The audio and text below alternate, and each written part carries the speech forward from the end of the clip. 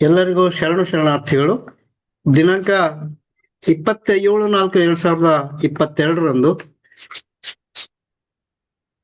ಶ್ರೀ ಶಂಭು ಹಿರೇಮಠ್ ಅಧ್ಯಕ್ಷರು ಪ್ರಥಮ international school ಇವರ ಸಹಯೋಗದೊಂದಿಗೆ ನಾವು ಈ ಅಂತರ್ಜಾಲ ಉಪನ್ಯಾಸ ಮಾಲಿಕೆಯನ್ನ ಪ್ರಾರಂಭ ಮಾಡಿದ್ದೆವು. ಇಂದಿನ ಕಾರ್ಯಕ್ರಮ 161ನೇ ಕಾರ್ಯಕ್ರಮ. ಸರಿಸುಮಾರು 3.5 ವರ್ಷಗಳ ಈ ನಿರಂತರ ಕಾರ್ಯಕ್ರಮ ಪಟ್ಟಿಯಲ್ಲಿ ನಾವು ನೋಡಿದಾಗ ಹಲವಾರು ನಾಡಿನ ಹೆಸರಾಂತ ವಿದ್ವಾಂಸರುಗಳು, ಉಪನ್ಯಾಸಕರುಗಳು, ವಿಶ್ವವಿದ್ಯಾಲಯಗಳ ಸಂಶೋಧಕರು ಎಲ್ಲರೂ ತಮ್ಮ ತಮ್ಮ ಯೋಗದಾನವನ್ನ ನಮ್ಮ ವಚನ ಸಾಹಿತ್ಯ ಮಂದಾರ ಫೌಂಡೇಶನ್ ವೇದಿಕೆಯಲ್ಲಿ ತಮ್ಮ ಯೋಗದಾನವನ್ನ ನೀಡಿದ್ದಾರೆ. ಈ ಯೋಗದಾನವನ್ನ ನೀಡುವುದರ ಮೂಲಕ ವಚನ ಸಾಹಿತ್ಯಕ್ಕೆ ಹಾಗೂ ನಮ್ಮ ವಚನ ಸಾಹಿತ್ಯ ಮಂದಾರ ವೇದಿಕೆಯನ್ನ ಅತ್ಯಂತ ಶ್ರೀಮಂತಗೊಳಿಸಿದ ಈ ಎಲ್ಲ ವಿದ್ವಾಂಸರುಗಳಿಗೂ ಕೂಡ ನಾವು ಕೃತಜ್ಞತೆಗಳನ್ನು ಹಾಗೂ ಧನ್ಯವಾದಗಳನ್ನ ಈ ಮೂಲಕ ಸಲ್ಲಿಸ್ತಾ ಇದ್ದೀವಿ. ಹಾಗೆಯೇ ಈ ಎಲ್ಲ ಕಾರ್ಯಕ್ರಮಗಳು ಆಗಮಿಸಿದಂತಹ ಎಲ್ಲ ವೀಕ್ಷಕ ಪ್ರಭುಗಳಿಗೂ ಕೂಡ ನಾವು ಈ ಮೂಲಕ ಕೃತಜ್ಞತೆಗಳು ಹಾಗೂ ಧನ್ಯವಾದಗಳನ್ನ ಅರ್ಪಿಸ್ತಾ ಇದ್ದೀವಿ.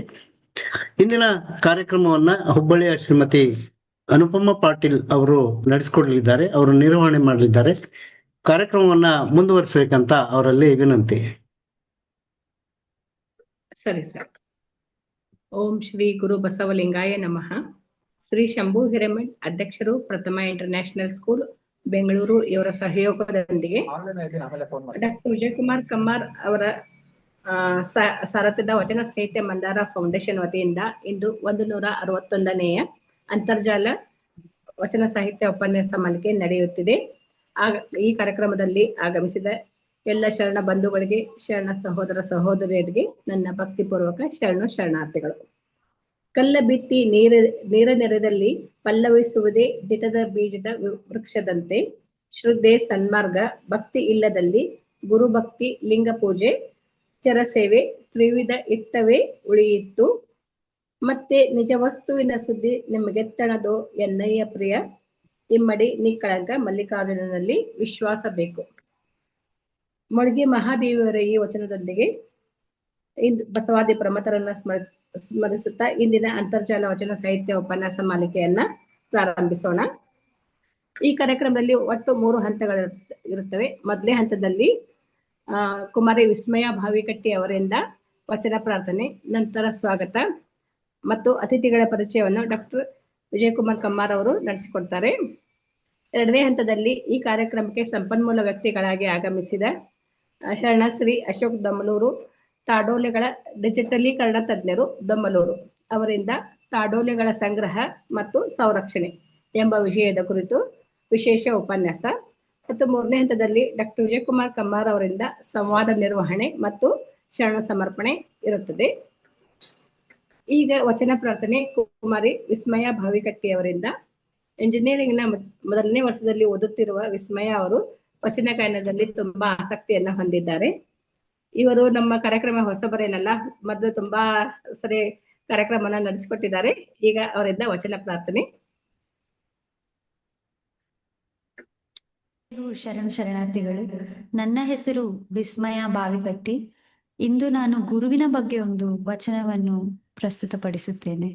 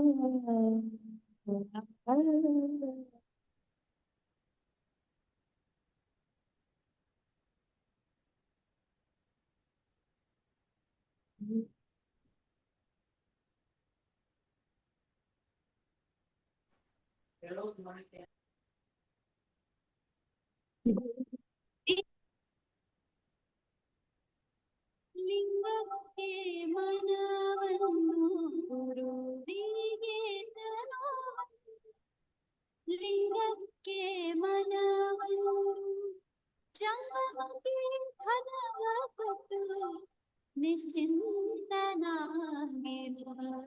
ಜಂಗಮವ ಕೊಟ್ಟು ನಿಶ್ಚಿಂತನಾಗಿರುವ ಭಕ್ತನೇ ಮಹಾದೇವನಯ್ಯ.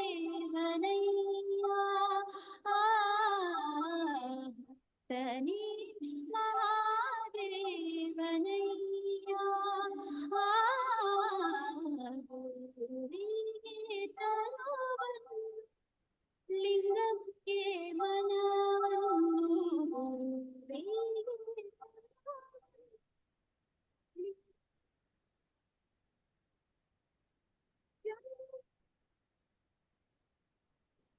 ನಿಶ್ಚಿಂತನಾಗಿರುವ ಭಕ್ತನೇ ಮಹಾದೇವನಯ್ಯ. ಆ ಭಕ್ತನೇ ಮಹಾದೇವನಯ್ಯ. ಆ ಗುರುವಿಗೆ ತನುವನ್ನು ಲಿಂಗಕ್ಕೆ ಮನವನ್ನು ಗುರುವಿಗೆ ತನುವನ್ನು ಲಿಂಗಕ್ಕೆ ಮನವನ್ನು ಇವರ ಆಜ್ಞೆಯಂತೆ ನಡೆವ ಜನಗಳೇ ಮಹಾಗಣಗಳು. ಇವರ ಆಜ್ಞೆಯಂತೆ ನಡೆವ ಜನಗಳೇ ಮಹಾಗಣಗಳು.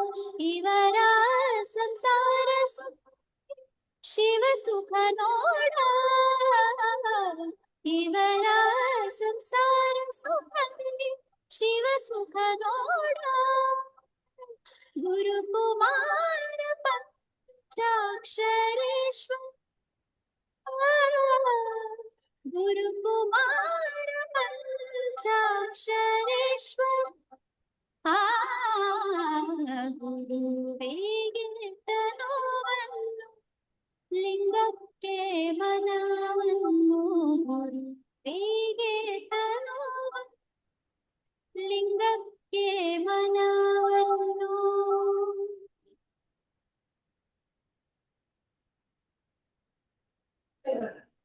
ಒಂದ್ 5 ನಿಮಿಷ.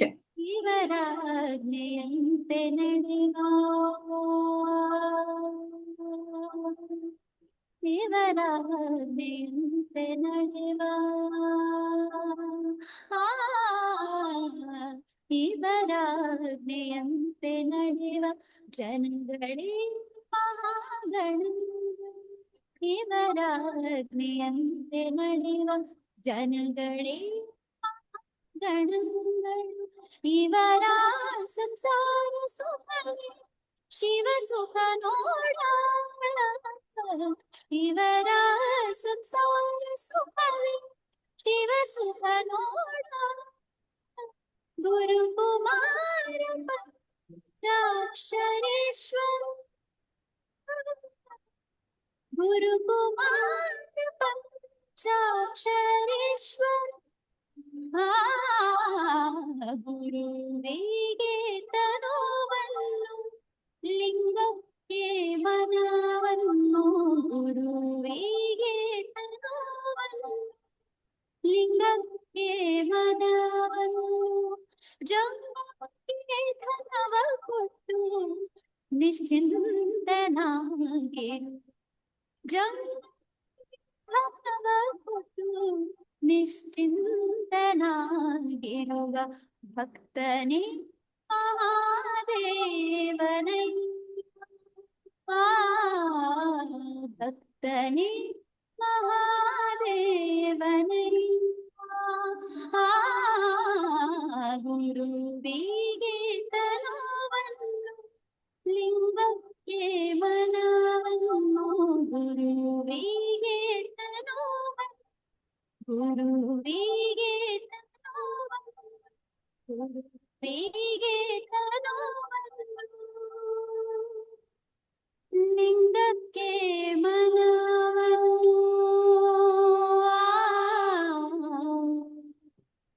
ಆ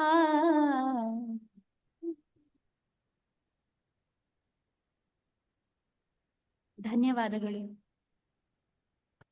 ಅದ್ಭುತ, ಬಹಳ ಇಂಪ್ರೂವ್ಮೆಂಟ್ ಆಗ್ಬಿಟ್ಟಿದೆ. ಎಕ್ಸಲೆಂಟ್. ನಡುವೆ ಆ ಥಾಟ್ಸ್ ಆ ಆಲಾಪನೆ ಬಹಳ ಅದ್ಭುತ, Thank ಚೆನ್ನಾಗಿ you. ಇಂಪ್ರೂವ್ ಆಗಿದೆ. God bless you. Thank you. ಇವತ್ತು ಪಂಡಿತ ಪುಟ್ಟರಾಜ ಗವಾಯಿಗಳ ಒಂದು ಅದ್ಭುತವಾದ ಹಾಡನ್ನ ಅದ್ಭುತವಾದ ಧ್ವನಿಯಿಂದ ಕೇಳಿದ್ವಿ. ಧನ್ಯವಾದಗಳು ವಿಸ್ಮಯ ಅವರಿಗೆ. ಈಗ ಮುಂದಿನ ಕಾರ್ಯಕ್ರಮ ಸ್ವಾಗತ. ಶರಣರ ಬರವಣಿಗೆ ಪ್ರಾಣ ಜೀವಾಳವಯ್ಯ ಎಂಬ ಬಸವಣ್ಣನವರ ನುಡಿಯಂತೆ ವೇದಿಕೆಯಲ್ಲಿರುವ ಎಲ್ಲ ಶರಣ ಬಂಧುಗಳಿಗೆ ಆತ್ಮೀಯವಾದ ಸ್ವಾಗತವನ್ನ ಕೋರುತ್ತೇನೆ. ಹಾಗೆಯೇ ವಚನ ಪ್ರಾರ್ಥನೆಯನ್ನ ಮಾಡಿದಂತಹ ವಿಸ್ಮಯ ಭಾವಿಕಟ್ಟಿ ಬೆಂಗಳೂರು ಅವರಿಗೂ ಕೂಡ ಪ್ರೀತಿಯ ಸ್ವಾಗತ. ವಿಶೇಷ ಅತಿಥಿಗಳಾಗಿ ಆಗಮಿಸಿ ಉಪನ್ಯಾಸವನ್ನ ನೀಡುತ್ತಿರುವಂತಹ ಶರಣ ಅಶೋಕ್ ದಮ್ಮಲೂರು ಅವರಿಗೂ ಕೂಡ ನಮ್ಮ ವೇದಿಕೆಯ ವತಿಯಿಂದ ಆತ್ಮೀಯವಾದ ಆಧಾರದ ಸ್ವಾಗತವನ್ನ ಕೋರುತ್ತೇನೆ. ಅತಿಥಿಗಳ ಪರಿಚಯ ಮತ್ತು ಶರಣು ಸಮರ್ಪಣೆಯನ್ನ ನಡೆಸಿಕೊಡುತ್ತಿರುವ ಈ ಉಪನ್ಯಾಸ ಮಾಲಿಕೆಯ ಸಂಯೋಜಕರಾದ ಡಾಕ್ಟರ್ ವಿಜಯಕುಮಾರ್ ಕಮ್ಮಾರ್ ಅವರಿಗೂ ಕೂಡ ಆಧಾರದ ಸ್ವಾಗತವನ್ನ ಕೋರುತ್ತೇನೆ. ಈ ಕಾರ್ಯಕ್ರಮಕ್ಕೆ ಸಹ ಸಂಯೋಜಕರಾದ ಮತ್ತು ಈ ಎಲ್ಲ ಕಾರ್ಯಕ್ರಮಗಳಿಗೂ ಬೆನ್ನೆಲುಬಾಗಿರುವ ಡಾಕ್ಟರ್ ಸರ್ವಮಂಗಲ ಸಕ್ರಿ ಮತ್ತು ಡಾಕ್ಟರ್ ಪುಷ್ಪಾವತಿ ಶೆಲವಡಿಮಠ್ ಮತ್ತು ಶರಣ ಎನ್.ಸಿ. ಶಿವಪ್ರಕಾಶ್ ಅವರಿಗೂ, ಹಾಗೆಯೇ ಈ ವೇದಿಕೆಯ ಪ್ರಾಯೋಜಕರಾಗಿರುವ ಶ್ರೀ ಶಂಭು ಹಿರೇಮಠ್ ಅವರಿಗೂ ಕೂಡ ಆತ್ಮೀಯವಾದ ಸ್ವಾಗತವನ್ನ ಕೋರುತ್ತೇನೆ.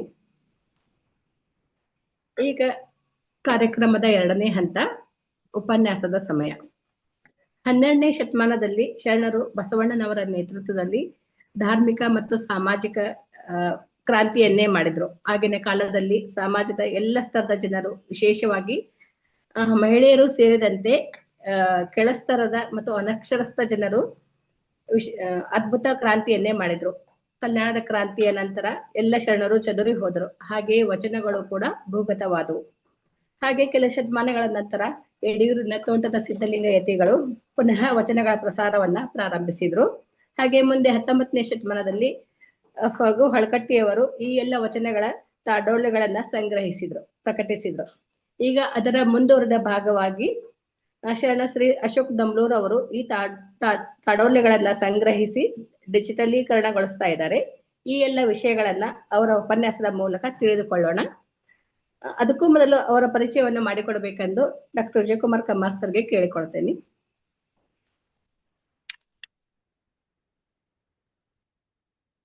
ಶರಣಾರ್ಥಿಗಳು. ಅಶೋಕ್ ದಮ್ಲೂರ್ ಅವರ ಪರಿಚಯ ಕಳಿಸಿ ಅಂತ ಹೇಳಿದ್ರೆ ನನ್ನ ಪರಿಚಯ ಹಾಕ್ರಿ, ನಾನು ಮಾತಾಡ್ತೀನಿ ಅಂತಂದ್ರೆ ಅಂದ್ರೆ very very down to earth ಅಂತಕ್ಕಂಥ ಒಂದು ಮಾತನ್ನ ಇಲ್ಲಿ ನಾವು ಅವ್ರ ಬಗ್ಗೆ ತಿಳ್ಕೋಬೇಕು. ಪರಿಚಯನ ಬೇಡ, ಬರೀ ಮಾತಾಡ್ತೀನಿ, ಶರಣರ ಸೇವೆ ಮಾಡೋದಕ್ಕೆ ಪರಿಚಯ ಯಾಕೆ ಅಂತ ಹೇಳಿದ್ರು. ಆದ್ರೂ ನಮ್ಮ ಕಾರ್ಯಕ್ರಮದ ಪ್ರೋಟೋಕಾಲ್ ಪ್ರಕಾರ ಅವರ ಪರಿಚಯವನ್ನ ಮಾಡುವಂತ ಸೌಭಾಗ್ಯ ಇವತ್ತು ನನಗೆ ಬಂದಿದೆ ಅನ್ಕೋತೀನಿ.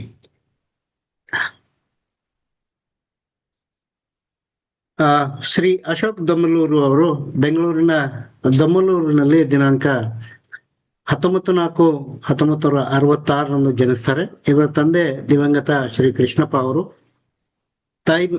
ತಾಯಿ ದಿವಂಗತ ಶ್ರೀಮತಿ ಲಕ್ಷ್ಮಮ್ಮ ಅವರು.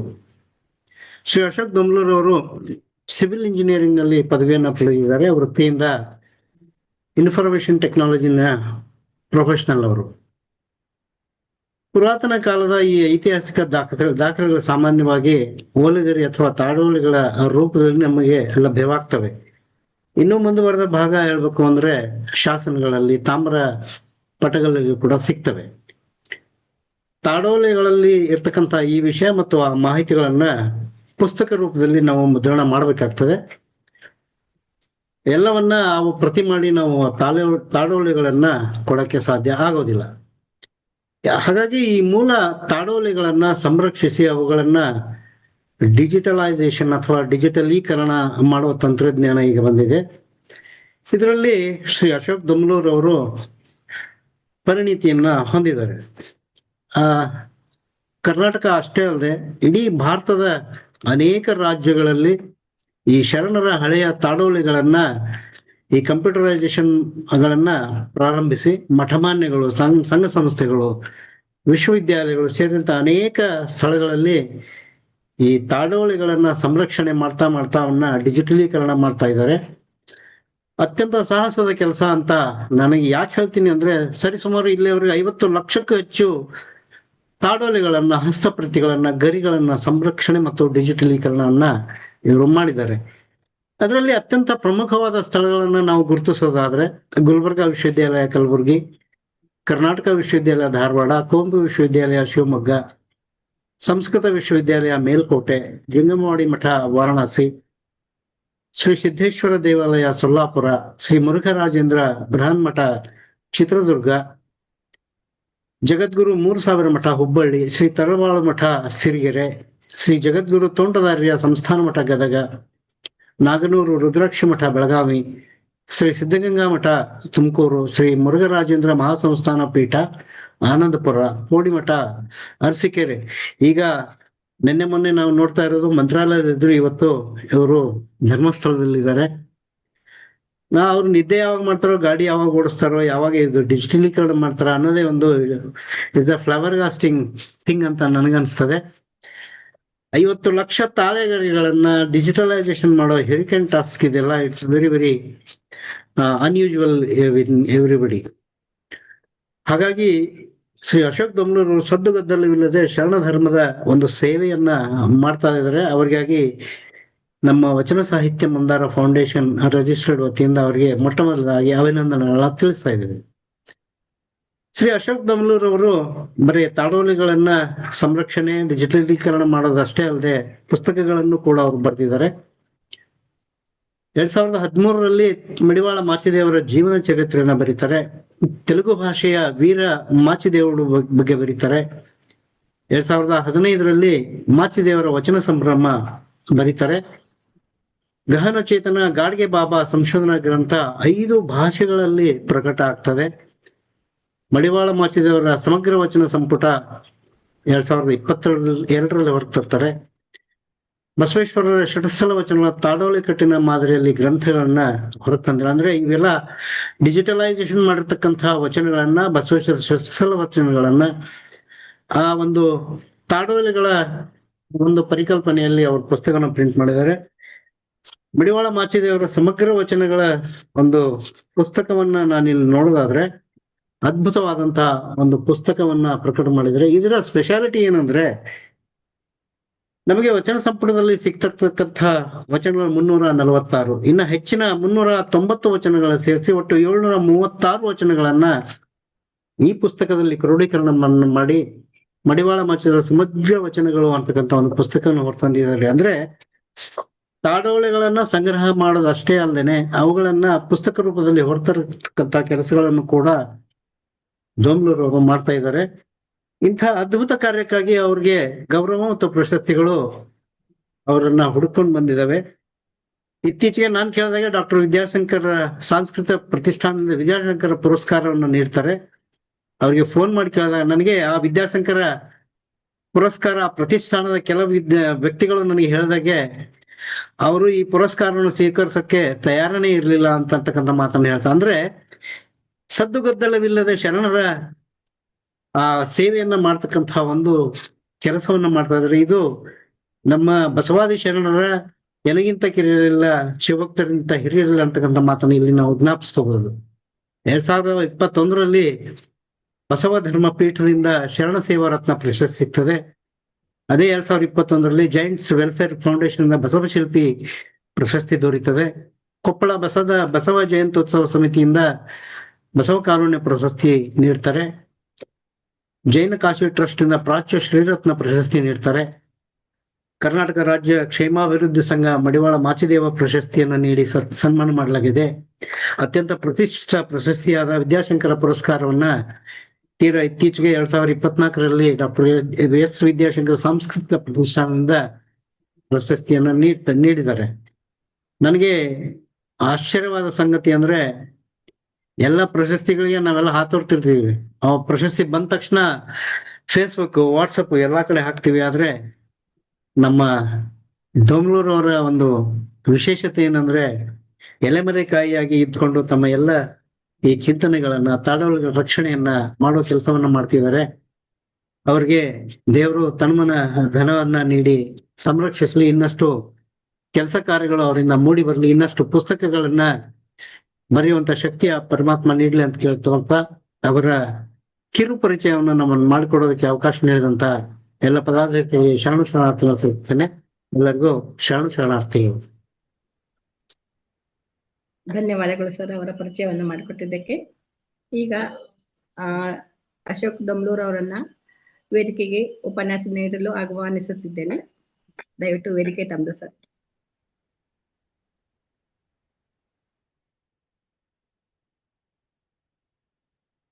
ಎಲ್ಲ ಶರಣು ಬಂಧುಗಳಿಗೆ ಶರಣಾರ್ಥಿಗಳು.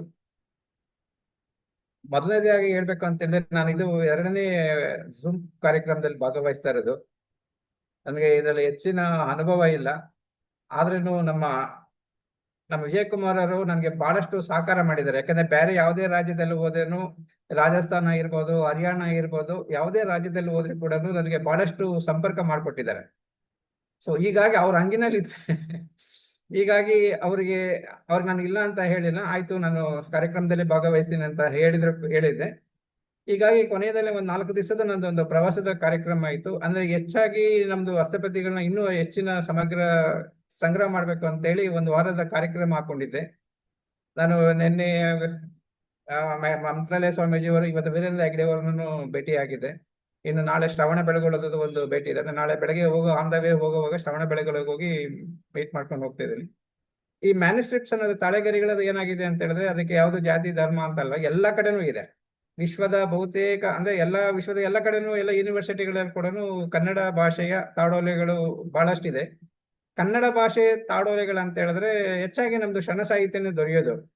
ಯಾಕಂದ್ರೆ ನಾವು ಇತ್ತೀಚೆಗೆ ಮಾಡಿರುವಂತ 50 ಲಕ್ಷ ತಾಳೆಗರಿನಲ್ಲಿ ಅದಕ್ಕೆ 40 ಲಕ್ಷ ತಾಳೆಗರಿಗಳು ಶರಣ ಸಾಹಿತ್ಯಕ್ಕೆ ಸಂಬಂಧಪಟ್ಟಂತಾನೆ ಇದೆ. ನಾವು ಮಾಡ್ತಾ ಇರೋದು ಕನ್ನಡ ಶರಣ ಸಾಹಿತ್ಯ ಮಾತ್ರನೇ ಮಾಡ್ಕೊಂಡ್ ಬರ್ತಾ ಇದೆ.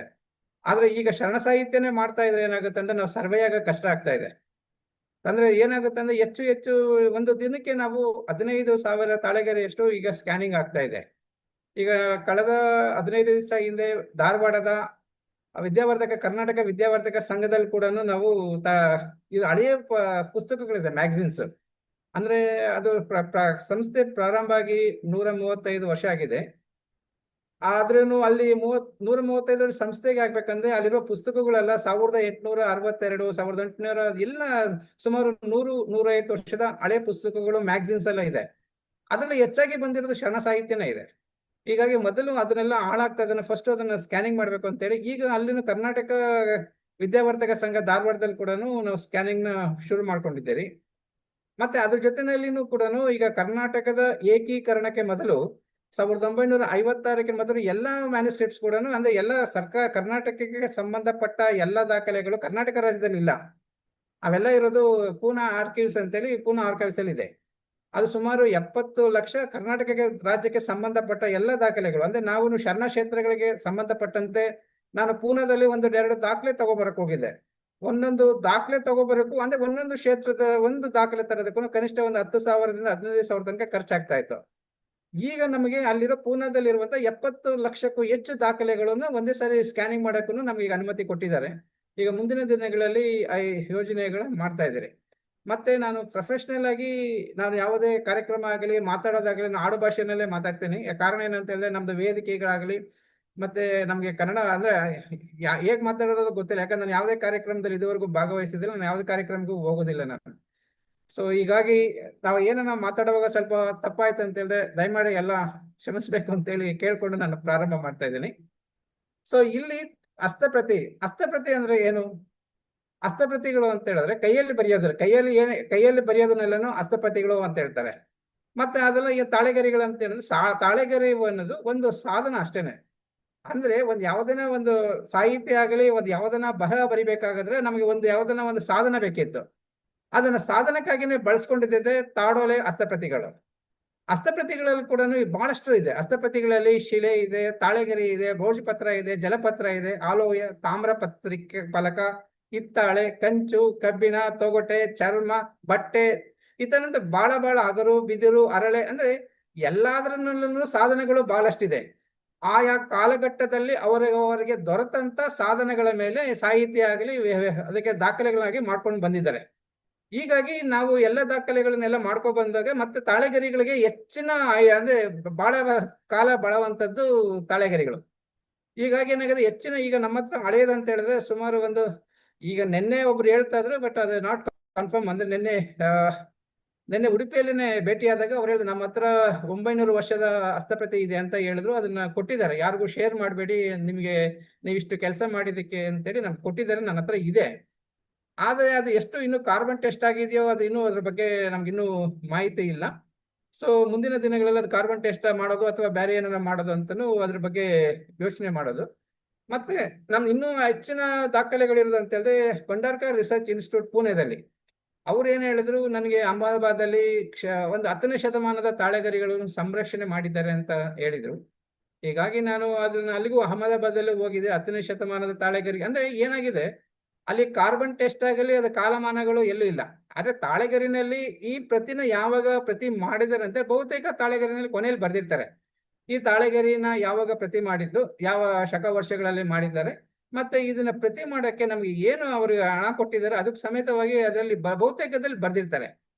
ಹೀಗಾಗಿ ಅದ ತಾಳೆಗರಿಗಳಲ್ಲಿ ಹೆಚ್ಚಿನ ಕಾಲ ಅಂದ್ರೆ ನಮಗೆ ಸಿಕ್ಕಿರೋ ಪ್ರಕಾರ ಒಂದು 600 ವರ್ಷ ತನಕ ನಮಗೆ ಸಿಕ್ಕಿದೆ. 600 ವರ್ಷ ತಾಳೆಗರಿಗಳು ನಮ್ಮ ಹತ್ರ ಈಗ ಇದೆ ನಮ್ಮ ಹತ್ರ. ಸೊ ಅದ್ರ ಜೊತೆನಲ್ಲಿ ಈಗ ತಾಳೆ ಹಸ್ತಪ್ರತಿಗಳಲ್ಲಿ ಅಂತ ತಾಳೆಗರಿ ಅಂದಿದ ತಕ್ಷಣ ಒಂದೇ ಅಲ್ಲ, ತಾಳ ಪತ್ರಿಕೆಗಳನ್ನಲ್ಲೂ ಬಹಳಷ್ಟು ಜಾತಿ ಅಂತ ಹೇಳ್ತಾರಲ್ಲ, ಅಂದ್ರೆ ಅದು ತಾಳೆಗರಿನಲ್ಲಿ ಬಹಳ ವಿಧವಾದ ಜಾತಿಗಳ ತಳಿ ಅಂತ ಹೇಳ್ತಾರೆ. ತಾಳ, ಶ್ರೀತಾಳ, ತಾಳೆ, ಇತ್ತಾಳೆ, ತಾಲ, ಶ್ರೀತಾಳಕ್ಕೆ, ಇಂತಾಳಕ್ಕೆ, ತಾಟ, ಪನೆ ಅಂತ ಈ ತರ ಒಂದೊಂದು ಹೆಸರಿನಲ್ಲಿ ತಾಳ ವೃಕ್ಷ ಅಂತಾನೆ ನಮ್ಮ ಎಲ್ಲಾ ಕನ್ನಡ ಕವಿಗಳು ಕೂಡ ಅದನ್ನೇ ಹೇಳ್ತಾರೆ. ತಾಳೆಗರಿನಲ್ಲಿ ಎಂತ ಅಕ್ಷರ ಬರದೇನು ಬರುವ ಜೀವಂತ ಸಂರಕ್ಷಿಸಬಹುದು ಅಂತ ಆದ್ಮೇಲೆ ಹೆಚ್ಚಾಗಿ ಎಲ್ಲಾನು ತಾಳೆಗರಿನಲ್ಲಿ ಬರ್ದಿದ್ದಾರೆ. ಈ ತಾಳೆಗರಿ ಅಂತ ಹೇಳಿದ್ರೆ ಸುಮಾರು ಏನಂತ ಹೇಳಿದ್ರೆ 1.5 ಇಂಚು ಅಗಲದಿಂದ 1.5 ಇಂಚು, 2 ಇಂಚು, 3 ಇಂಚು ತನಕನೂ ಬರುತ್ತಾ ಇದೆ. ಇದು ಸಣ್ಣ ಅಕ್ಷರಗಳು ದೊಡ್ಡದಾಗಿ ಯಾವುದೇ ಆಕಾರದಲ್ಲಿ ಬೇಕಾದ್ರೂ ಬರೆಸ್ಬೋದು, ಮತ್ತೆ ಯಾವ ಆಕಾರದಲ್ಲೂ ಇರ್ಬೋದು. ಮತ್ತೆ ಅದೆಲ್ಲ ಫ್ರೆಶ್ ಆಗಿರುವಾಗೆಲ್ಲ ಅಂದ್ರೆ ಮೊದಲು ಬರೆಯುವಾಗೆಲ್ಲ ಸುಮ್ಮನೆ ಸಾಫ್ಟ್ ಆಗಿ ಇರುತ್ತೆ, ಅದೇನು ಬಾಳೆಗೆ ಜಾಸ್ತಿ ಏನು ಆಗೋದಿಲ್ಲ. ಇವು ಆಕ್ಚುಲಿ ಸಸ್ಯಗೆ ಜಾತಿಗೆ ಸೇರಿದ್ದು ದೊಡ್ಡ ಮರ ಆಗುತ್ತೆ ಅಷ್ಟೇ. ಮತ್ತೆ ನಾನೀಗ ಆಕ್ಚುಲಿ ಇಲ್ಲಿ ಉಡುಪಿಯಲ್ಲಿ ಇದ್ದೀನಿ, ಶ್ರೀ ಕೃಷ್ಣಯ್ಯ ಅನ್ನೋರು ಈ ತಾಳೆಗರಿ ಸಂರಕ್ಷಣೆ ಮಾಡಕ್ಕಾಗಿನೇ ಈಗಾಗಲೇ ಲಕ್ಷಾಂತರ ತಾಳೆಗರಿ ಬೀಜಗಳನ್ನ ಅದ್ರ ಜೊತೆನಲ್ಲಿ ತಾಳೆಗರಿ ಬೀಜದಿಂದ ಸಸಿಗಳನ್ನ ಮಾಡಿ ಸಸಿಗಳನ್ನ ಕೂಡ ಲಕ್ಷಾಂತರ ಸಸಿಗಳನ್ನ ಈಗಾಗಲೇ ಎಲ್ಲ ಕಡೆನೂ ಅವರು ಉಚಿತವಾಗಿ ಡಿಸ್ಟ್ರಿಬ್ಯೂಟ್ ಮಾಡ್ಕೊಂಡು ಬಂದಿದ್ದಾರೆ. ಈಗಲೂ ನಾನು ಬೆಂಗಳೂರಿಗೆ ತಗೋಬರ್ತಾ ಇದ್ದೆ, ಸುಮಾರು ನನಗೂ ಒಂದು 100 ತಾಳೆಗರಿ ಬೀಜನೂ ಕೊಟ್ಟಿದ್ದಾರೆ, ಮತ್ತೆ ಸಸಿಗಳು ಕೂಡ ಕೊಟ್ಟಿದ್ದಾರೆ. ಈ ತಾಳೆ ಮರ ಏನಾಗುತ್ತೆ, ಒಂದು ವರ್ಷಕ್ಕೆ ಬರೀ ಒಂದೇ ಅಡಿ ಬೆಳೆಯೋದು. ಅಂದ್ರೆ ಸಂಪೂರ್ಣ ಬೆಳಿಬೇಕಂತ ಹೇಳಿದ್ರೆ 63 ವರ್ಷ ಬೇಕು. ಒಂದು ತಾಳೆಗರಿ ಮರ ಆಗಿ ಅದನ್ನ ಬಳಸೋದ್ ಬೇಕಂದ್ರೆ ತಾಳೆಗರಿ ಮರಕ್ಕೆ ಒಂದು ಸುಮಾರು 60 ವರ್ಷ ಆದ್ಮೇಲೆ ಅದು ಹೂವು ಬರುತ್ತೆ. ಹೂವು ಬಂದ್ಮೇಲೆ ಅದು ಫಲ ಕೊಟ್ಟಂಗೆ ಅದಾದ್ಮೇಲೆ ಅದನ್ನ ಬಳಸ್ತಾರೆ. ಈಗ ನಮ್ಮ ಕನ್ನಡ ನಾಡಿನಲ್ಲಿ ಕವಿರಾಜ ಮಾರ್ಗ ಕಾಲದಿಂದ ಕೂಡ ಕನ್ನಡ ಲಿಪಿ ಹಲವಾರು ಎಲ್ಲನೂ ಇದರಲ್ಲೇ ತಾಳೆಗರಿನಲ್ಲೇ ಇದೆ. ಸೊ ಹೀಗಾಗಿ ತಾಳೆಗರಿಗಳನ್ನ ನಾವು ಹೆಚ್ಚಾಗಿ ಎಲ್ಲ ಕಡೆನೂ ಈಗ ಎಲ್ಲ ಸಾಹಿತ್ಯ ಉಳ್ಕೊಂಡಿರೋದೇ ಶಾಸನಗಳು ಬಿಟ್ಟರೆ ತಾಳೆಗರಿನಲ್ಲಿ ಬಹಳಷ್ಟು ಹೆಚ್ಚಾಗಿ ಸಿಗುತ್ತೆ. ಮೊದಲು ತಾಳೆಗರಿ ಮರಗಳು ದಕ್ಷಿಣ ಭಾರತದಲ್ಲಿ ಬಹಳ ಕಡೆ ಇತ್ತು, ಈಗ ಬಹಳ ಕಡಿಮೆ ಆಗಿದೆ. ಈಗ ಅಷ್ಟೊಂದು ಎಲ್ಲ ಕಡೆ ತುಂಬಾ ಕಡಿಮೆ ಆಗಿದೆ. ಬಟ್ ತಮಿಳುನಾಡಿನಲ್ಲಿ ಫಸ್ಟ್ ಬಂದಿದ್ದು, ತಮಿಳುನಾಡಿಂದ ಪ್ರಾರಂಭ ಮಾಡಿದ್ದಾರೆ. ಮತ್ತೆ ತಾಳೆಗರಿಗಳಿಗೆ ತಾಳೆ ವೃಕ್ಷ ದೇವಿನಿ ಅಂತಾನೆ ಕರೀತಾರೆ. ಸೊ ಹೀಗಾಗಿ ತಾಳೆಗರಿಗಳು ಈ ರೀತಿಯಾಗಿ ಎಲ್ಲಾ ಕಡೆನೂ ಬಂದಿದೆ. ಸೊ ಈಗ ತಾಳೆಗರಿಗಳಲ್ಲಿ ಆಲ್ಮೋಸ್ಟ್ ಅಂದ್ರೆ ಅದು ಒಂಥರ ಈಗಿನ ಕಾಲದಲ್ಲಿ ನಾವು ಯಾವ್ದನ್ನ ಒಂದು ಅಂಗಡಿಗೆ ಹೋದ್ರೆ ಒಂದು ನೋಟ್ ಬುಕ್ ಬೇಕಂತ ಹೇಳಿ ಕೇಳ್ತೀರಿ, ನಮ್ಗೆ ಒಂದು ನೋಟ್ ಬುಕ್ ಬೇಕಂತೇಳಿ ಅವ್ನು ಹೇಳ್ತಾನೆ ಎಷ್ಟು ಪುಟ ಬೇಕು ಅಂತ ಕೇಳ್ತಾರೆ. ಆ ಪುಟದಲ್ಲದಕ್ಕಿಂತ ಮೊದಲು ಯಾವ ಅಳತೆ ಬೇಕು ಅಂತ ಕೇಳ್ತಾರೆ. ಯಾಕಂದ್ರೆ ಇವಾಗೆಲ್ಲ ಪುಸ್ತಕದೂ ಬೇರೆ ಬೇರೆ ಅಳತೆ ಇರುತ್ತೆ. ಹೀಗಾಗಿ ಮೊದಲು ಕೂಡ ಅದೇ ಮಾದರಿಯಲ್ಲಿ ಈಗ ನಾವು ಅಂಗಡಿಗೆ ಹೋದ್ರೆ ನಮ್ಗೆ ನೋಡಪ್ಪ A4 ಸೈಜ್ ಒಂದು ರಿಜಿಸ್ಟರ್ ಬೇಕು, ಈ ಸೈಜ್ ಇದು ಇಷ್ಟು ಪುಟ ಬೇಕು ಅಂತ ಕೇಳಿದಾಗ ಇಂದಿನ ಕಾಲದಲ್ಲಿ ಕೂಡ ತಾಳೆಗರಿಗಳನ್ನ ಮಾಡೋದಕ್ಕಂತಾನೆ ಒಂದು ತಂಡ ಇತ್ತು. ಅದನ್ನು ಶರಣರೇ ಮಾಡ್ತಾ ಇದ್ರು. ಅಂದ್ರೆ ಶರಣರು ಮಾಡ್ತಿದ್ದು ಆಯಾ ಕಾಲಘಟ್ಟದಲ್ಲಿ ಅವ್ರನ್ನ ಮಾಡ್ಕೊಂಡು ಬಂದಿದ್ದಾರೆ. ಯಾವ ತರ ಮಾಡ್ತಾ ಇದ್ರು ಅಂತ ಹೇಳಿದ್ರೆ, ಫಸ್ಟ್ ಎಷ್ಟು ಉದ್ದ ಬರುತ್ತೋ ಅಷ್ಟು ಉದ್ದ ಮತ್ತೆ ಪುಟಗಳನ್ನ ಅಂತೇಳಿ ಮೊದಲೇ ಅವ್ರು ಮಾಡಿ ಒಂದು ಪುಸ್ತಕ ತರ ಕಟ್ಟಿ ಇಟ್ಬಿಡೋರು. ಅಂದ್ರೆ ತಾಳೆಗರಿನ ಡೈರೆಕ್ಟ್ ಆಗಿ ಅವರು ಇದನ್ನ ಮಾಡ್ತಿರ್ಲಿಲ್ಲ, ಅಂದ್ರೆ ಡೈರೆಕ್ಟ್ ಆಗಿ ತಗೊಂಬಂದ್ ಮಾಡೋದಿಲ್ಲ. ಅದನ್ನ ತಾಳೆಗರಿಗಳನ್ನ ತಗೊಂಬಂದು ಅದನ್ನ ನೀರ ಬೇಯಿಸಿ ಮತ್ತೆ ನೆರಳಲ್ಲಿ ಒಣಗಿಸಿ ಮತ್ತೆ 2 ಕಟ್ಟೆ ಅಲ್ಲಿಗೆ ಪಟ್ಟಿಗಳನ್ನ ಕಟ್ಟಿ ಅದಕ್ಕೆ ಮತ್ತೆ ಮಧ್ಯದ ರಂಧ್ರ ಮಾಡಿ ಅದ್ರ ದಾರ ಹಾಕಿ ಕಟ್ಟಿ ಇಡ್ತಾರೆ. ಆ ಕಟ್ಟಿ ಇಡ್ದಾಗ ಅದು ಬುಕ್ ಶೇಪಲ್ಲಿ ಬರ್ತಾ ಇತ್ತು. ಅದೆಲ್ಲ ಅದಕ್ಕೆ ಸರಿಸಮನೆ ಎಲ್ಲ ಎಡ್ಜಸ್ ಎಲ್ಲ ಕಟ್ ಮಾಡಿ ಬುಕ್ ಶೇಪಲ್ಲಿ ಮಾಡ್ತಾ ಇದ್ರು. ತಾಳೆಗರಿಗೆ ಯಾವುದೇ ಒಂದು ನಿರ್ದಿಷ್ಟವಾದ ಅಳತೆ ಇಲ್ಲ. ಅಂದ್ರೆ ಅದು ಒಂದೊಂದು ತಾಳೆಗರಿಗಳು ಒಂದೊಂದು ಸೈಜಲ್ಲಿ ಇದೆ. ಆದ್ರೆ ತಾಳೆಗರಿಗೆ ನಿರ್ದಿಷ್ಟವಾದ ಅಳತೆ ಇಲ್ಲ ಅಂದ್ರೆ ಕೂಡ ಈ ಬರೆಯುವಾಗ ಲಿಪಿಗಾರ ಬರೆಯುವಾಗ ಒಂದು ಸಾಲಿನಲ್ಲಿ ಎಷ್ಟು ಅಕ್ಷರಗಳಿರುತ್ತೋ ಅಷ್ಟೇ ಅಕ್ಷರಗಳನ್ನ ಬರ್ಕೊಂಡು ಹೋಗಿರ್ತಾರೆ. ಮತ್ತೆ ಒಂದು ತಾಳೆಗರಿನಲ್ಲಿ ಎಷ್ಟು ಸಾಲಿರುತ್ತೋ ಅಷ್ಟೇ ಸಾಲುಗಳು ಎಲ್ಲಾ ಗರಿನಲ್ಲೂ ಬಂದಿರುತ್ತೆ. ಮತ್ತೆ ತಾಳೆಗರಿನಲ್ಲಿ ಬರೆಯುವಾಗ ಎರಡ್ ಕಡೆನೂ ಬರ್ದಿರ್ತಾರೆ, ಅಂದ್ರೆ ಮುಂದೆನೂ ಬರ್ದಿರ್ತಾರೆ ಮತ್ತೆ ಅದು ಕಂಟಿನ್ಯೂಷನ್ ಬರ್ದಿರ್ತಾರೆ. ತಾಳೆಗರಿನಲ್ಲಿ ಇರುವಂತ ಸಾಹಿತ್ಯನ ಬಹುತೇಕ ಎಲ್ಲರೂ ಓದಕ್ಕಾಗತ್ತೆ, ಯಾಕಂದ್ರೆ ಈಗ ನಮಗೆ ಲಭ್ಯ ಇರುವಂತ ಎಲ್ಲಾ ತಾಳೆಗರಿಗಳು ಕೂಡ ಎಲ್ಲ ನಡುಗನ್ನಡ ಭಾಷೆಯಲ್ಲಿದೆ. ಅಂದ್ರೆ ಕೆಲವು ಅಕ್ಷರಗಳು ಮಾತ್ರ ಬದಲಾಗಿದೆ.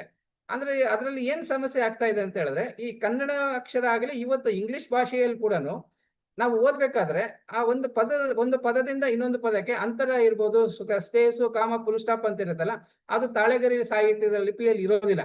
ಅದೇನ್ ಮಾಡ್ತಾರೆ, ಒಂದು ಜಾಗನೇ ಬಿಟ್ಟಿರೋದಿಲ್ಲ.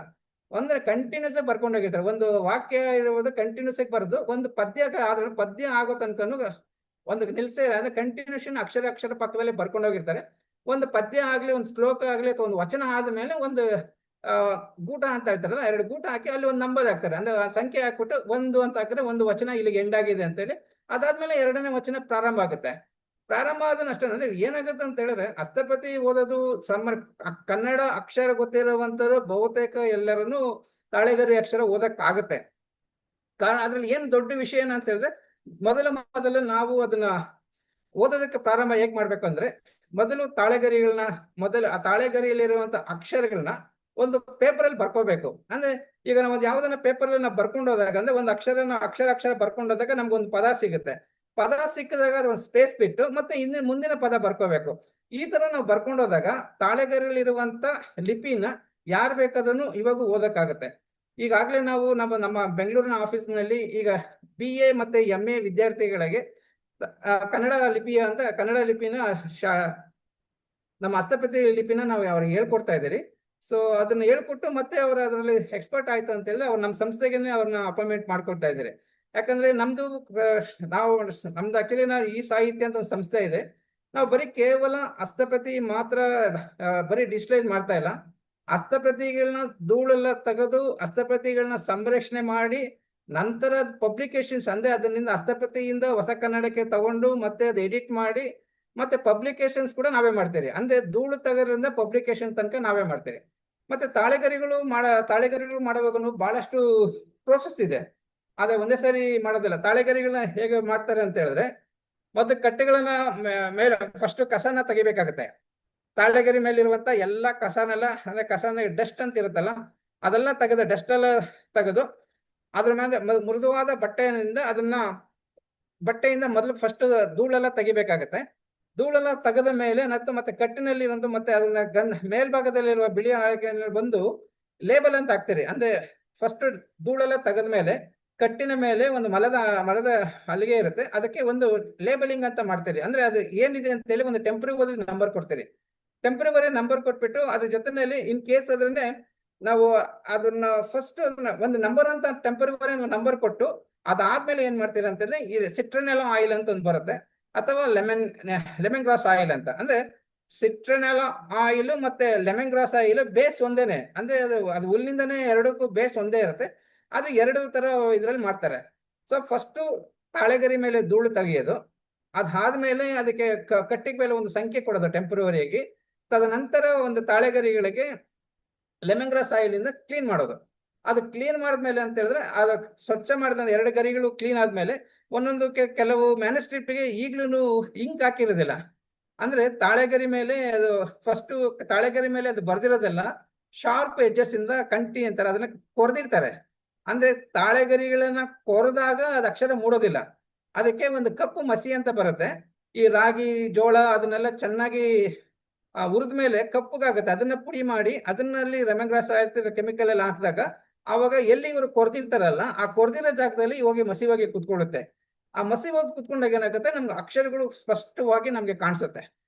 ಸೊ ಹೀಗಾಗಿ ನಾವು ಫಸ್ಟ್ ಕೆಲವು ಈಗಲೂ ಅಷ್ಟೇ ಬಹಳಷ್ಟು ಮ್ಯಾನುಸ್ಕ್ರಿಪ್ಟ್, ಯಾಕಂದ್ರೆ ನಾವು ಉತ್ತರ ಪ್ರದೇಶದ ವಾರಣಾಸಿಯಲ್ಲಿ ಜಂಗಮವಾಡಿ ಮಠದಲ್ಲಿ ಮಾಡಿದಾಗ ಬಹುತೇಕ ಯಾವುದೇ ತಾಳೆಗರಿಗಳಿಗೆ ಅದ ಮಸಿ ಹಾಕಿರ್ಲಿಲ್ಲ. ಅಂದ್ರೆ ತಾಳೆಗರಿಗಳು ಬರ್ದಿದೆ, ಸಾಹಿತ್ಯ ಇತ್ತು, ಆದ್ರೆ ಅದು ಕಾಣಿಸ್ತಿರ್ಲಿಲ್ಲ. ಕಾರಣ ಅದರಲ್ಲಿ ಮಸಿ ಹಾಕಿರ್ಲಿಲ್ಲ. ಅದಕ್ಕೆ ಮಸಿ ಹಾಕಿನೇ ನಾವು ಸ್ಕ್ಯಾನಿಂಗ್ ಮಾಡಿದ್ವಿ.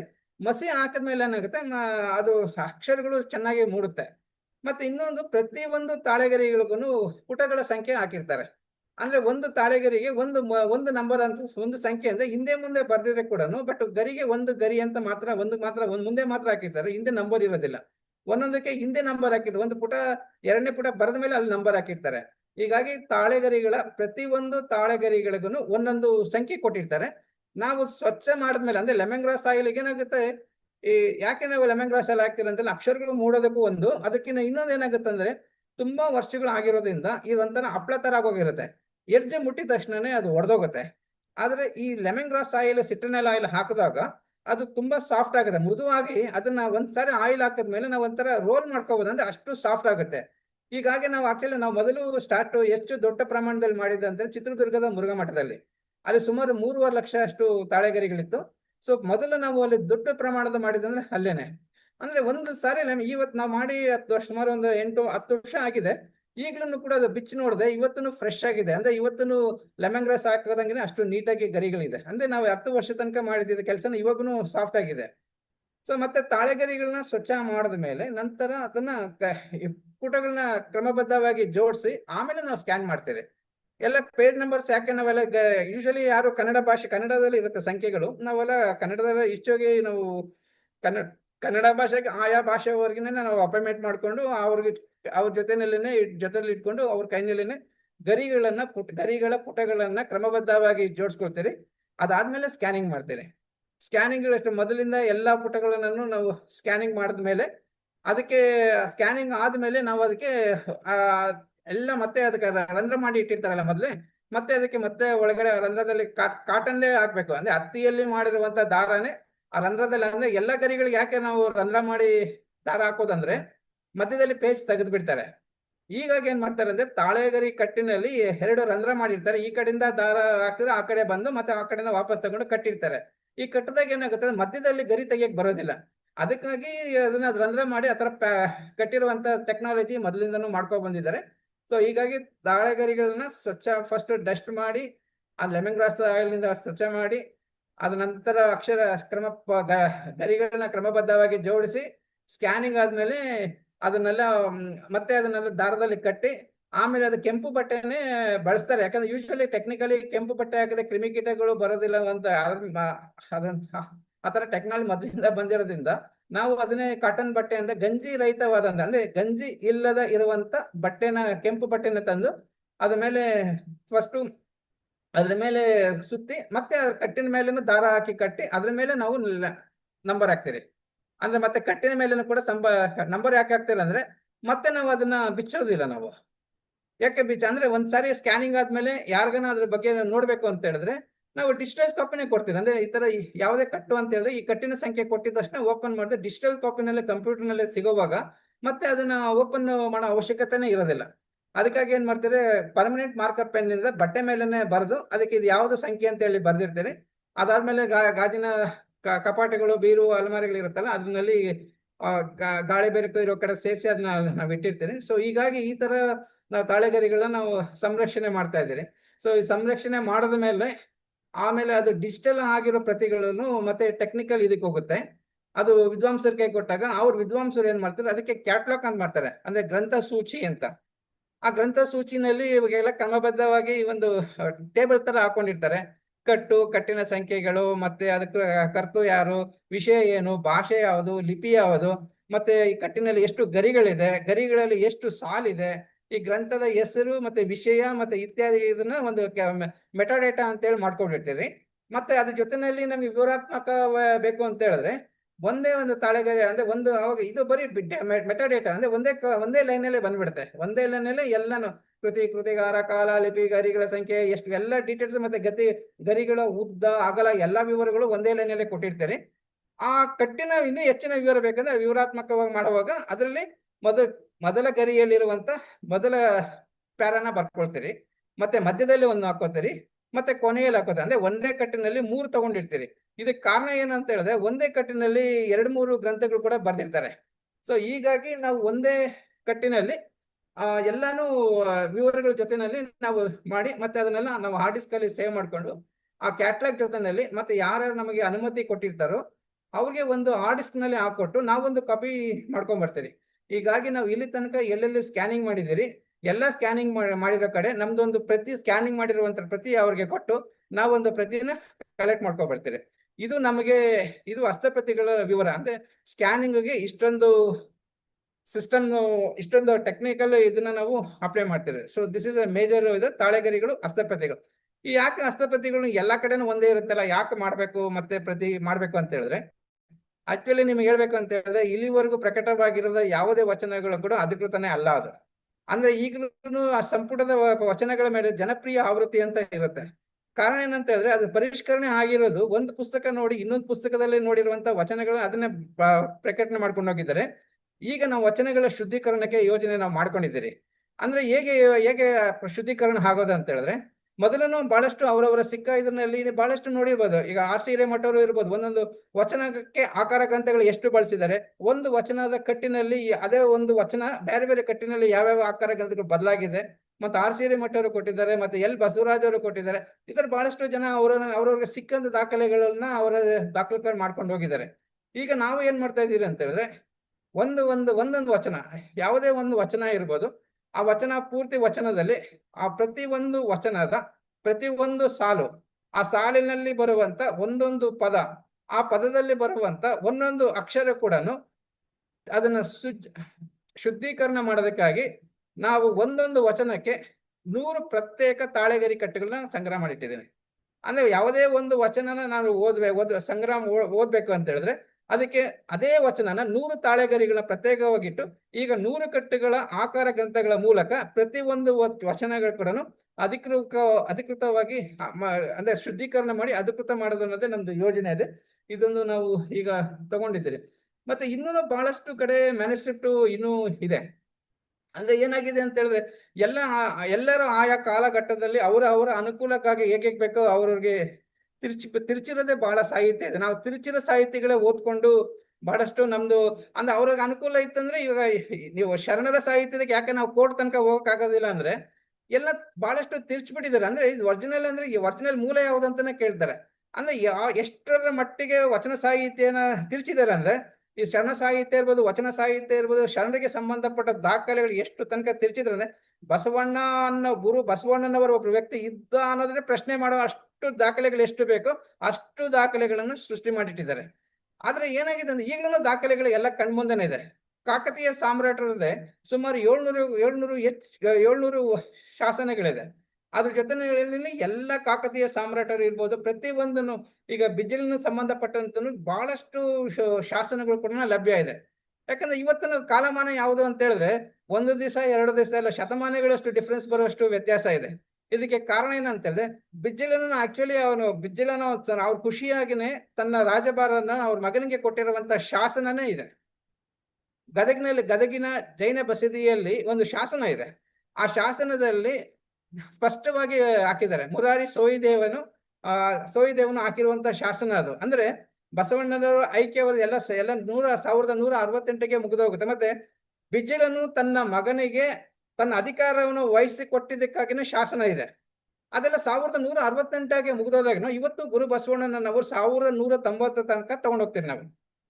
ಸೊ ಹೀಗಾಗಿ ದಾಖಲೆಗಳು ಇವಾಗಲೂ ಕಣ್ಮುಂದೆ ಇದೆ. ಅಂದ್ರೆ ನಾವು ಈ ಶಾಸನಗಳನ್ನೇ ಫಸ್ಟ್ ಶಾಸನ ತಗ್ರ ಅಂದ್ರೆ ಸಂಶೋಧನಾ ವಿಷಯಗಳು ಬಂದಾಗ ಜಾಸ್ತಿ ನಾವು ಹೆಚ್ಚು ಪುರಾಣಗಳ ಮೇಲೆನೆ ಹೋಗ್ತಾರೆ.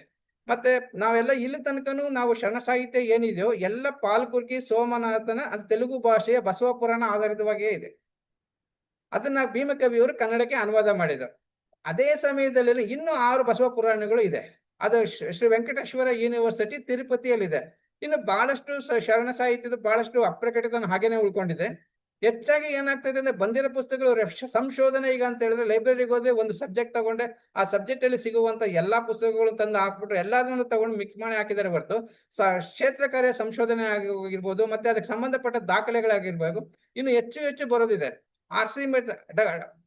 ಡಾಕ್ಟರ್ ಪಗು ಅಳ್ಕಟ್ಟಿ ಅವರ ಸಮಕಾಲೀನರು ಅಂದ್ರೆ ಸಮಕಾಲೀನರು ಟೈಮ್ನಲ್ಲಿ ಅವಾಗ ಅವ್ರು ಮಾಡಿದಂಥದ್ದು.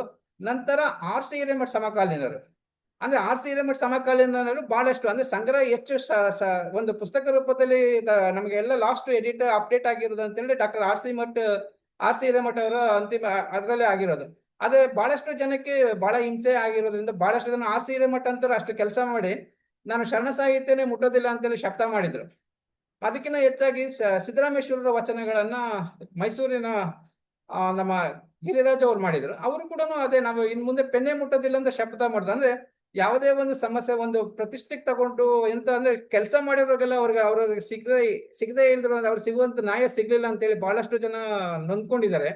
ಆದ್ರೆ ಇನ್ನು ಕೆಲಸ ಮಾಡೋದಿದೆ, ಅಂದ್ರೆ ಈಗ್ಲೂ ಕೆಲಸ ಮಾಡೋದಕ್ಕೆ ಬಹಳಷ್ಟು ಕೆಲಸ ಇದೆ. ಇನ್ನು ತಾಳೆಗರಿಗಳು ನಾವು ಈಗ ಮಾಡಿರೋದು ಬರೀ 50 ಲಕ್ಷ ತಾಳೆಗರಿಗಳು ಮಾತ್ರ ನಾನು ಸ್ಕ್ಯಾನಿಂಗ್ ಮಾಡಿರೋದು. ಇನ್ನು 1 ಕೋಟಿ ತಾಳೆಗರಿ ಸ್ಕ್ಯಾನಿಂಗ್ ಮಾಡಕ್ಕೆ ನಾವು ಆಲ್ರೆಡಿ ನೋಟಿಫಿಕೇಶನ್, ಅಂದ್ರೆ ಎಲ್ಲೆಲ್ಲಿ ಏನೇನಿದೆ ಅನ್ನೋದು ನೋಟಿಫಿಕೇಶನ್ ಮಾಡಿದ್ದೀರಿ. ಸೊ ಅದನ್ನೆಲ್ಲ ಈಗಾಗ್ಲೇನೆ ಮಾಡ್ತಾ ಇದ್ದೀರಿ. ಮತ್ತೆ ಈಗಾಗ್ಲೇನೆ ಮತ್ತೆ ಬೇರೆ ಬೇರೆ ರಾಜ್ಯದಲ್ಲಿ ಮತ್ತೆ ಬೇರೆ ಬೇರೆ ದೇಶಗಳಲ್ಲಿ ಇರುವಂತಹ ಮ್ಯಾನುಸ್ಕ್ರಿಪ್ಟ್ನೆಲ್ಲ ಒಂದು ಪ್ಲಾಟ್ಫಾರ್ಮ್ಗೆ ತಗೊಬರ್ಬೇಕು ಅಂತ ಹೇಳಿ ಅದನ್ನೇನು ಕೂಡ ನಾವು ಎಲ್ಲ ಮಾಡ್ತಾ ಇದ್ದೀರಿ.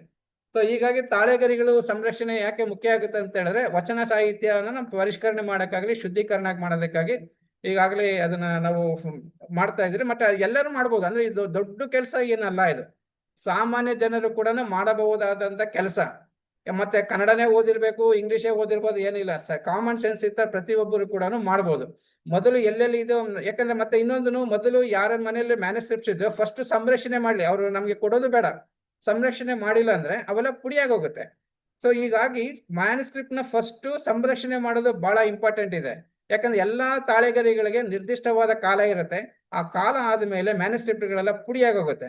ಪುಡಿ ಆಗಕ್ಕೆ ಮೊದಲು ಸಂರಕ್ಷಣೆ ಮಾಡ್ಬಿಟ್ರೆ ಮುಂದಿನ ಪೀಳಿಗೆಯವರು ಯಾರಾದ್ರೂ ಬೇಕಾದ್ರೆ ಅದನ್ನ ಅದನ್ನ ತಗೋಬಹುದು. ಅಂದ್ರೆ ಅವೈಲೇಬಲ್ ಇದ್ರೆ ಮಾತ್ರ ತಗೊಳಕ್ ಬರ್ತದೆ. ಪುಡಿ ಆಗೋದ್ರೆ ಏನೂ ಆಗೋದಿಲ್ಲ. ಈಗಿನ ಸ್ಥಿತಿಗತಿಗಳ ಬಗ್ಗೆ ನಿಮ್ಗೆ ಹೇಳಿದ್ರೆ ಆಶ್ಚರ್ಯ ಆಗ್ಬೋದು. ಇಲ್ಲಿ ಕಣ್ಣು ಮುಂದೆನೆ ತಾಳೆಗರಿಗಳು ಪುಡಿಯ ಮಣ್ಣಾಗ್ತಾ ಇದ್ರೆ ಕೂಡ ಅದನ್ನ ಪಕ್ಕಕ್ಕಿಡಕ್ಕೂ ಯಾರು ಇಲ್ಲ. ಇಲ್ಲಿ ಯಾರನ್ನ ಸರ್ಕಾರ ಅಥವಾ ಯಾವ್ದನ್ನ ಸಂಸ್ಥೆ ನೋಡಪ್ಪ ಕಾಸು ಕೊಡ್ತೀನಿ ಪಕ್ಕಿಡ ಅಂದಾಗ ಅವ್ರ ಹಣ ಕೊಟ್ಟ ಮೇಲೆ ಮಾತ್ರ ಅದಕ್ಕೆ ಪಕ್ಕ ಇಡ್ತಾರೆ. ಅಂದ್ರೆ ಈ ತರ ಸಿಚುವೇಶನ್ ನಾವು ಬಹಳಷ್ಟು ನೋಡಿದ್ದೀರಿ. ಹೀಗಾಗಿ ನಮ್ ಕೈನಲ್ಲಿ ಎಷ್ಟಾಗುತ್ತೋ ಅಷ್ಟು ನಾವು ಮಾಡ್ಕೊಂಡು ಹೋಗ್ತಾ ಇದ್ದೀರಿ. ಈಗ ತಾಳೆಗರಿಗಳು ಒಂದು ದಿವಸಕ್ಕೆ ಸುಮಾರು 15,000 ತಾಳೆಗರಿಗಳು ಸ್ಕ್ಯಾನಿಂಗ್ ಆಗ್ತಾ ಇದೆ. ಅದ್ರ ಜೊತೆನಲ್ಲಿ ಮತ್ತೆ ನಮ್ದು ಜೊತೆನಲ್ಲಿ ನಮ್ದು ಶಕ್ತಿ ಏನು ಅಂತಂದ್ರೆ, ನಾನು ಒಬ್ಬ ಇದ್ದೀನಿ ಅಂತೇಳಿ ನಮ್ ಜೊತೆಗೆ ಬಹಳಷ್ಟು 100 ಜನ ಎಲ್ಲ ಲಿಪಿಶಾಸ್ತ್ರ ತಜ್ಞರು, ಶಾಸನ ತಜ್ಞರು, ಬಹಳಷ್ಟು ವಿದ್ವಾಂಸರುಗಳು, ಎಲ್ಲ ಜಾತಿ ಧರ್ಮ ಯಾವುದೇ ಇಲ್ಲ. ಯಾಕಂದ್ರೆ ಎಲ್ಲರೂ ಕೂಡಿ ನನಗೆ ಸಪೋರ್ಟ್. ಅಂದ್ರೆ ನನ್ನ ಶಕ್ತಿನೇ ನನಗೆ ಏನು ಬೇಕು, ನನಗೆ ಈಗ್ಲೂ ನನಗೆ ಏನು ಗೊತ್ತಿಲ್ಲ. ನನಗೆ ಪ್ರತಿಯೊಂದು ಶಬ್ದದಲ್ಲಿ ಪ್ರತಿಯೊಂದು ಅಕ್ಷರಗಳಲ್ಲಿ ಬಹಳಷ್ಟು ಗುರುಗಳಿದ್ದಾರೆ. ಯಾಕಂದ್ರೆ ಪುಸ್ತಕಗಳು ನಾನು ಮಾಡಿರ್ಬೋದು. ಗೌರಿ ಚನ್ನಬಸಪ್ಪ ಅವ್ರು ಒಂದು ಸಂತ ಗಾಡಿಗೆ ಬಾಬು ಪುಸ್ತಕ ಕೇಳಿದ್ರೆ ನನ್ಗೆ ಬರಲ್ಲ ಅಂದೆ. ನೀನ್ ಇಂಗ್ಲಿಷ್ ಬರೀ, ಕನ್ನಡದಲ್ಲ ಬರೀ, ನೀನ್ ಹೆಂಗನ ಬರೀ, ಎಡಿಟ್ ಮಾಡ್ತೀನಿ, ನಾನು ಮಾಡ್ಕೊಡ್ತೀನಿ ಅಂತ ಹೇಳಿದ್ರು. ಆಕ್ಚುಲಿ ನಾನು ಆ ಬುಕ್ಕಲ್ಲೂ ಕೂಡ ಬರ್ತಿದ್ದೀನಿ. ಅದ್ರಲ್ಲಿ ಸಂಪಾದಕರು ಅಂತ ನನ್ನ ಹೆಸರು ಹಾಕಿದೆ ಸಂಶೋಧನಾ ಕೃತಿಗೆ. ಆದ್ರೆ ಸಂಶೋಧಕ ನಂದಲ್ಲ. ಆಕ್ಚುಲಿ ಗೌರಿಚವರ ಪ್ರತಿಯೊಂದು ಅಕ್ಷರ ಕೂಡ ತಿದ್ದಿ ಅದನ್ನ ಒಂದು ಗ್ರಂಥವನ್ನಾಗಿ ಮಾಡಿದೆ ಗೌರಿ ಚನ್ನಬಸಪ್ಪ ಅವರು. ಅದನ್ನ ಮಾಡಿದ್ಮೇಲೆ ಅದು 5 ಭಾಷೆಗೆ ಅದು ಟ್ರಾನ್ಸ್ಲೇಷನ್ ಆಯ್ತು. ಮತ್ತೆ ತೆಲುಗು ಭಾಷೆದ ಪುಸ್ತಕ ಕೂಡ ಆಂಧ್ರ ಪ್ರದೇಶಕ್ಕೆ ಟೆಕ್ಸ್ಟ್ ಬುಕ್ಗಳು ಸೆಲೆಕ್ಟ್ ಆಯ್ತು. ಬಟ್ ನಾವ್ ಏನೇ ಮಾಡಿದೇನು ಪ್ರತಿಯೊಂದು ಕೆಲಸದಲ್ಲಿ ಕೂಡ ಎಲ್ಲ ಗುರುಗಳಿಗೆ ಸಲ್ಲಿಸ್ತದೆ. ಏನಾದ್ರೂ ನನ್ನ ಕಡೆಯಿಂದ ತಪ್ಪಾಯ್ತು ಅಂದ್ರೆ ಅದಕ್ಕೆ ನಾನೇ ಜವಾಬ್ದಾರನು. ಏನೇನೋ ಒಳ್ಳೇದಾಗಿದೆ ಅಂತೇಳಿ ಎಲ್ಲ ನಮ್ಮ ಗುರುಗಳಿಗೆ ಸಹಿಸ್ತಾರೆ. ಯಾಕಂದ್ರೆ ನನಗೇನು ಗೊತ್ತಿರಲಿಲ್ಲ. ಯಾಕಂದ್ರೆ ನಾನು ಸಣ್ಣ ಮಗುನು ಅಲ್ಲ. ನನಗೆ ಅಕ್ಷರಗಳು ಕೂಡ ಗೌರಿ ಚನ್ನಬಸಪ್ಪ ಅವರು ಇರ್ಬೋದು, ರಂಜಾನ್ ದರ್ಗಾ ಇರ್ಬೋದು, ಬರೆದು ತೋರಿಸ್ತಾ ಇದ್ರು. ಶಾ ಅಲ್ಲ, ಇದು ಈ ಶಾ ಬರೀ, ಶಂಕು ಶಾ. ಅಂದ್ರೆ ನನಗೆ ಅಕ್ಷರಗಳು ಕನ್ನಡ ಅಷ್ಟೊಂದು ಬರ್ತಿರ್ಲಿಲ್ಲ. ನನಗೆ ಅಕ್ಷರಗಳು ಕೂಡ ಹೇಳ್ಕೊಟ್ಟಿರುವಂತ ಗುರುಗಳು, ನಮ್ಗೆ ಅಕ್ಷರ ಗುರುಗಳು ಕೂಡ ನನಗೆ ಇದ್ದಾರೆ. ಈಗ ನಾನು ಅಲ್ಪ ಸ್ವಲ್ಪ ಕನ್ನಡ ಮಾತಾಡೋದಾಗಿರು, ಬರೆಯೋದು, ಓದೋದು ಏನಾದ್ರೆ ಎಲ್ಲ ಶ್ರೇಯಸ್ಸನ್ನು ನಮ್ಮ ಗುರುಗಳಿಗೆ ಹೋಗ್ಬೇಕಾದ್ರೆ ನನಗೆ ತಿದ್ದಿ ಹೇಳೋಷ್ಟು ಅವ್ರಿಗೂ ಎಷ್ಟು ಪೇಷನ್ಸ್ ಇದೆ ಗೊತ್ತಿಲ್ಲ. ಅದಕ್ಕಿಂತ ಮೊದಲು ಬಸವ ಸಮಿತಿನಲ್ಲಿ ಒಬ್ರು TN ಮಹಾದೇವಪ್ಪ ಅಂತಿದ್ರು. ಬಟ್ ಅವರು ನಮ್ಗೆ ಮಾಚಿದೇವನ ವಚನಗಳು ಫಸ್ಟ್ ಮೊದಲು MM ಕಲ್ಬುರ್ಗಿ ಅವರು ಎಡಿಟ್ ಮಾಡಿದ್ರು. ನಂತರ ಅವ್ರು ಎಡಿಟ್ ಮಾಡಿದ ಕಾಪಿ ನನಗೆ ಫೈನಲ್ ಸಿಕ್ಲಿಲ್ಲ. ಅದಾದ್ಮೇಲೆ ಗೌರಿ ಚನ್ನಬಸಪ್ಪ ಅವರು ರಂಜಾನ್ ದರ್ಗಾ ಅವ್ರನ್ನ ಪರಿಚಯ ಮಾಡಿಕೊಟ್ರು. ರಂಜಾನ್ ದರ್ಗಾ ಅವರು ಅದನ್ನ ಎಡಿಟ್ ಮಾಡಿದ್ರು. ನಂತರ ಇನ್ನೂ ಹೆಚ್ಚಿನ ವಚನಗಳು ಸಿಕ್ಕಿದಾಗ ನಾವು TR ಮಹಾದೇವ್ ಅವರು ಎಡಿಟ್ ಮಾಡಿಕೊಟ್ರು. ಅಂತಿಮವಾಗಿ ಮಡಿವಾಳ ಮಾಚಿದೇವರ ವಚನ ಮತ್ತು ಶರಣ ಸಾಹಿತ್ಯ ಪರಿಷತ್ತಿಂದಾನೆ ಪ್ರಕಟ ಆಗಿತ್ತು. ಮತ್ತೆ ನನ್ನ ಸಂಶೋಧನಾ ಗ್ರಂಥ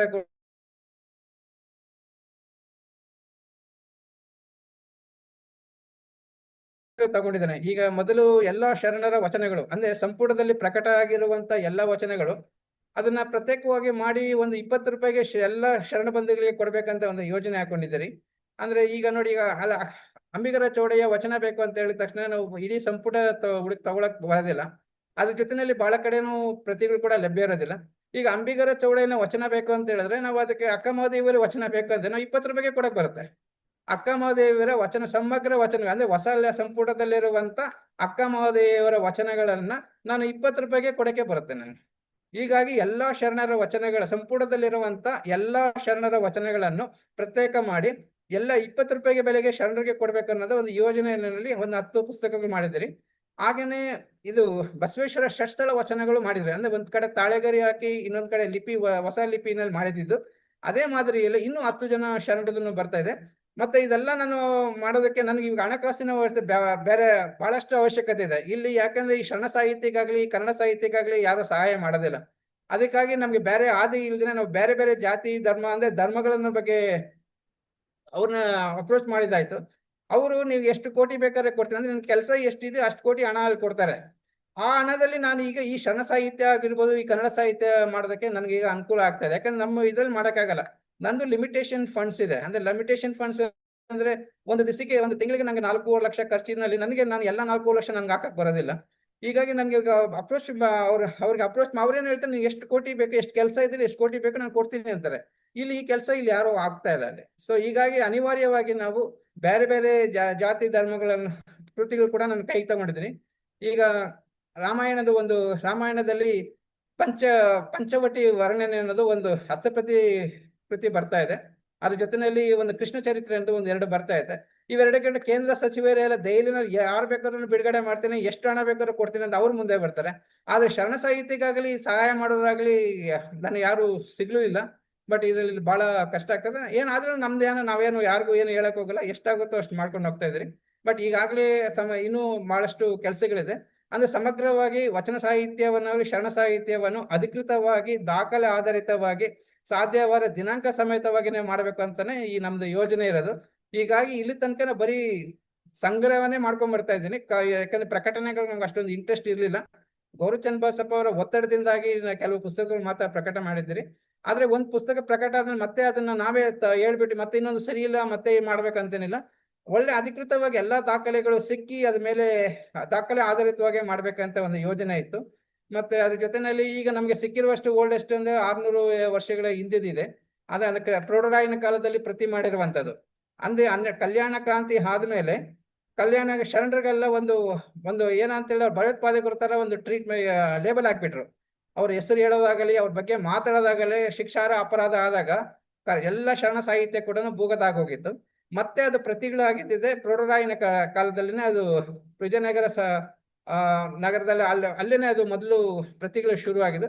ಅದಾದ್ಮೇಲೆ ಮತ್ತೆ 17-18 ಶತಮಾನದಲ್ಲಿ ಮತ್ತೆ ಪ್ರತಿಯಾಗಿದೆ. ಆ ಪ್ರತಿಗಳೇ ನಮ್ಗೆ ಈಗ ಸಿಗ್ತಾ ಇರೋದು.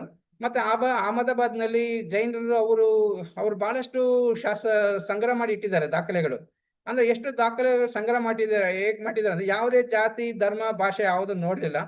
ಹಣ ಎಲ್ಲ ಹೊರಗಡೆ ಇಟ್ಟಿದ್ದಾರೆ. ಬ್ಯಾಂಕ್ ಲಾಕರ್ ಹೇಗೆ ಇಟ್ಟಿದ್ರು ಆ ತರ ಮಾಡಿ ಅದ್ರೊಳಗಡೆ ತಾಳೆಗರಿಗಳನ್ನ ಸಂಗ್ರಹ ಮಾಡಿ ಇಟ್ಟಿದ್ದಾರೆ. ಅವರು ಮತ್ತೆ ಪುಣೆಯ ಭಂಡಾರ್ಕರ್ ರಿಸರ್ಚ್ ಇನ್ಸ್ಟಿಟ್ಯೂಟ್ ಅವರ ಪ್ರಕಾರ ಅಲ್ಲಿ 10ನೇ ಶತಮಾನದ ತಾಳೆಗರಿಗಳು ಸಂಗ್ರಹ ಮಾಡಿ ಇಟ್ಟಿದ್ದಾರೆ ಅಂತ ಹೇಳಿದ್ದಾರೆ. ಬಟ್ ನಾವು ಅಪ್ರೋಚ್ ಮಾಡಿ ಬಹಳಷ್ಟು ಸಾರಿ ಹೋಗಿ ಬಂದೆ ನಾನು. ಗುಜರಾತ್ ಅಹಮದಾಬಾದ್ ಎಲ್ಲ ಹೋದಾಗ ಅವ್ರು ಹೇಳಿದ್ರು, ಇಲ್ಲ ನೀವು ಎಲ್ಲಾ ಬೇಕಾದ್ರೆ ಸ್ಕ್ಯಾನಿಂಗ್ ಮಾಡಿದ್ರೆ ನಾವು ಅವಕಾಶ ಮಾಡ್ಕೊಡ್ತೀರಿ, ನಿಮ್ದು ಬೇಕಾದ್ರೆ ನೀವು ತಗೋಬಹುದು ಅಂತ ಹೇಳಿದ್ರು. ಅದನ್ನೆಲ್ಲ ಮಾಡ್ಬೇಕಂತ ಹೇಳಿದ್ರೆ ಈ ಕಡೆ ನಿಂತ್ಕೊಂಡು ಎದುರುಗಡೆ ನೋಡಕ್ಕೆ ಸುಮಾರು ಲಕ್ಷಾಂತರ ಕಟ್ಟುಗಳಿದೆ. ಸಾವಿರಾರು ಕಟ್ಟುಗಳಲ್ಲ, ಲಕ್ಷಾಂತರ ಕಟ್ಟುಗಳಲ್ಲಿ ನಾವು ಮಾಡಕ್ಕೆ ಇಂಡಿವಿಜುವಲ್ ಅಂದ್ರೆ ನಾನೊಬ್ಬನೇ ಇರೋದ್ರಿಂದ, ಸಂಸ್ಥೆಯಾಗಿ ನಾನೊಬ್ಬನೇ ಇರೋದ್ರಿಂದ ಅಷ್ಟು ಮಾಡಕ್ಕೆ ಆಗ್ತಾ ಇಲ್ಲ. ಈಗ ಬಹಳಷ್ಟು ಸಂಸ್ಥೆಗಳು ಮತ್ತೆ ಸರ್ಕಾರಗಳು ಕೂಡ ಈಗ ಮುಂದೆ ಬರ್ತಾ ಇದೆ. ಮ್ಯಾನುಸ್ಕ್ರಿಪ್ಟ್ ನೆಲ್ಲ ಪ್ರಿಸರ್ವೇಶನ್ ಮಾಡ್ಬೇಕು, ಅದನ್ನೆಲ್ಲ ಸಂರಕ್ಷಣೆ ಮಾಡ್ಬೇಕು, ಮುಂದಿನ ಪೀಳಿಗೆಗೆ ಅದನ್ನೆಲ್ಲ ಸಂಗ್ರಹ ಮಾಡಿ ಇಡ್ಬೇಕು ಅನ್ನೋದು ಯೋಜನೆಗಳು ಹಾಕೊಂಡಿದ್ದಾರೆ. ಸೊ ಹೀಗಾಗಿ ಎಲ್ಲಾ ಕೆಲಸಗಳು ಈಗ ಆಗ್ತಾ ಇದೆ. ತಾಳೆ ಓಲೆ ಹಸ್ತಪ್ರತಿಗಳು ಈಗಲೂ ಎಲ್ಲೇ ಇದ್ರೆ ಕೂಡ ನೀವ್ ಯಾರಿಗನ ಯಾರಾಗ ನಿಮ್ಗೆ ಪರಿಚಯ ಇರೋರಿಗೆ ಹೇಳಿದ್ರೆ ನಮ್ನ ಟೀಮ್ನ ಕಳ್ಸ್ಕೊಡ್ತೀನಿ. ಅವ್ರು ಅಲ್ಲೇ ಹೋಗ್ತಾರೆ, ಅವ್ರ ಮನೇಲೇ ಇರ್ತಾರೆ. ಅವ್ರ ಮನೆಯಲ್ಲೇ ಅಲ್ಲೇನೆ ಅವ್ರ ಎದುರುಗಡೆನೆ ಅದು ಸ್ವಚ್ಛತೆ ಮಾಡಿ ಮತ್ತೆ ಒಂದು ಸ್ಕ್ಯಾನಿಂಗ್ ಮಾಡಿ ನಾವು ತಗೊಂಡ್ಬಂದು ಅವ್ರಿಗೆ ಸ್ವಚ್ಛತೆ ಮಾಡಿ ನಾವು ಪ್ಯಾಕ್ ಮಾಡಿ ಅವ್ರಿಗೆ ಕೊಡ್ತೀರಿ. ನಾವೇನು ತಗೊಂಬರಕ್ ಹೋಗೋದಿಲ್ಲ. ನಿಮ್ಮ ಸಂಪರ್ಕದಲ್ಲಿ ಇರ್ಬೋದು, ಯಾವುದೇ ಭಾಷೆ ಇರ್ಬೋದು, ಯಾವುದೇ ಊರಿದ್ರೆ ಕೂಡ ನಮ್ಗೆ ತಿಳಿಸಿದ್ರೆ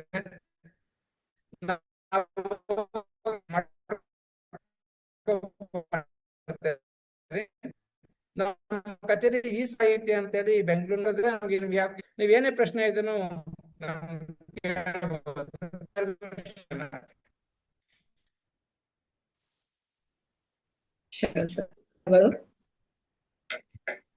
ಇಷ್ಟು ದಿನ ನಾವು ಶರಣರ ಬಗ್ಗೆ ಅವರ ವಚನಗಳ ಬಗ್ಗೆ ಉಪನ್ಯಾಸವನ್ನ ಕೇಳಿದ್ವಿ.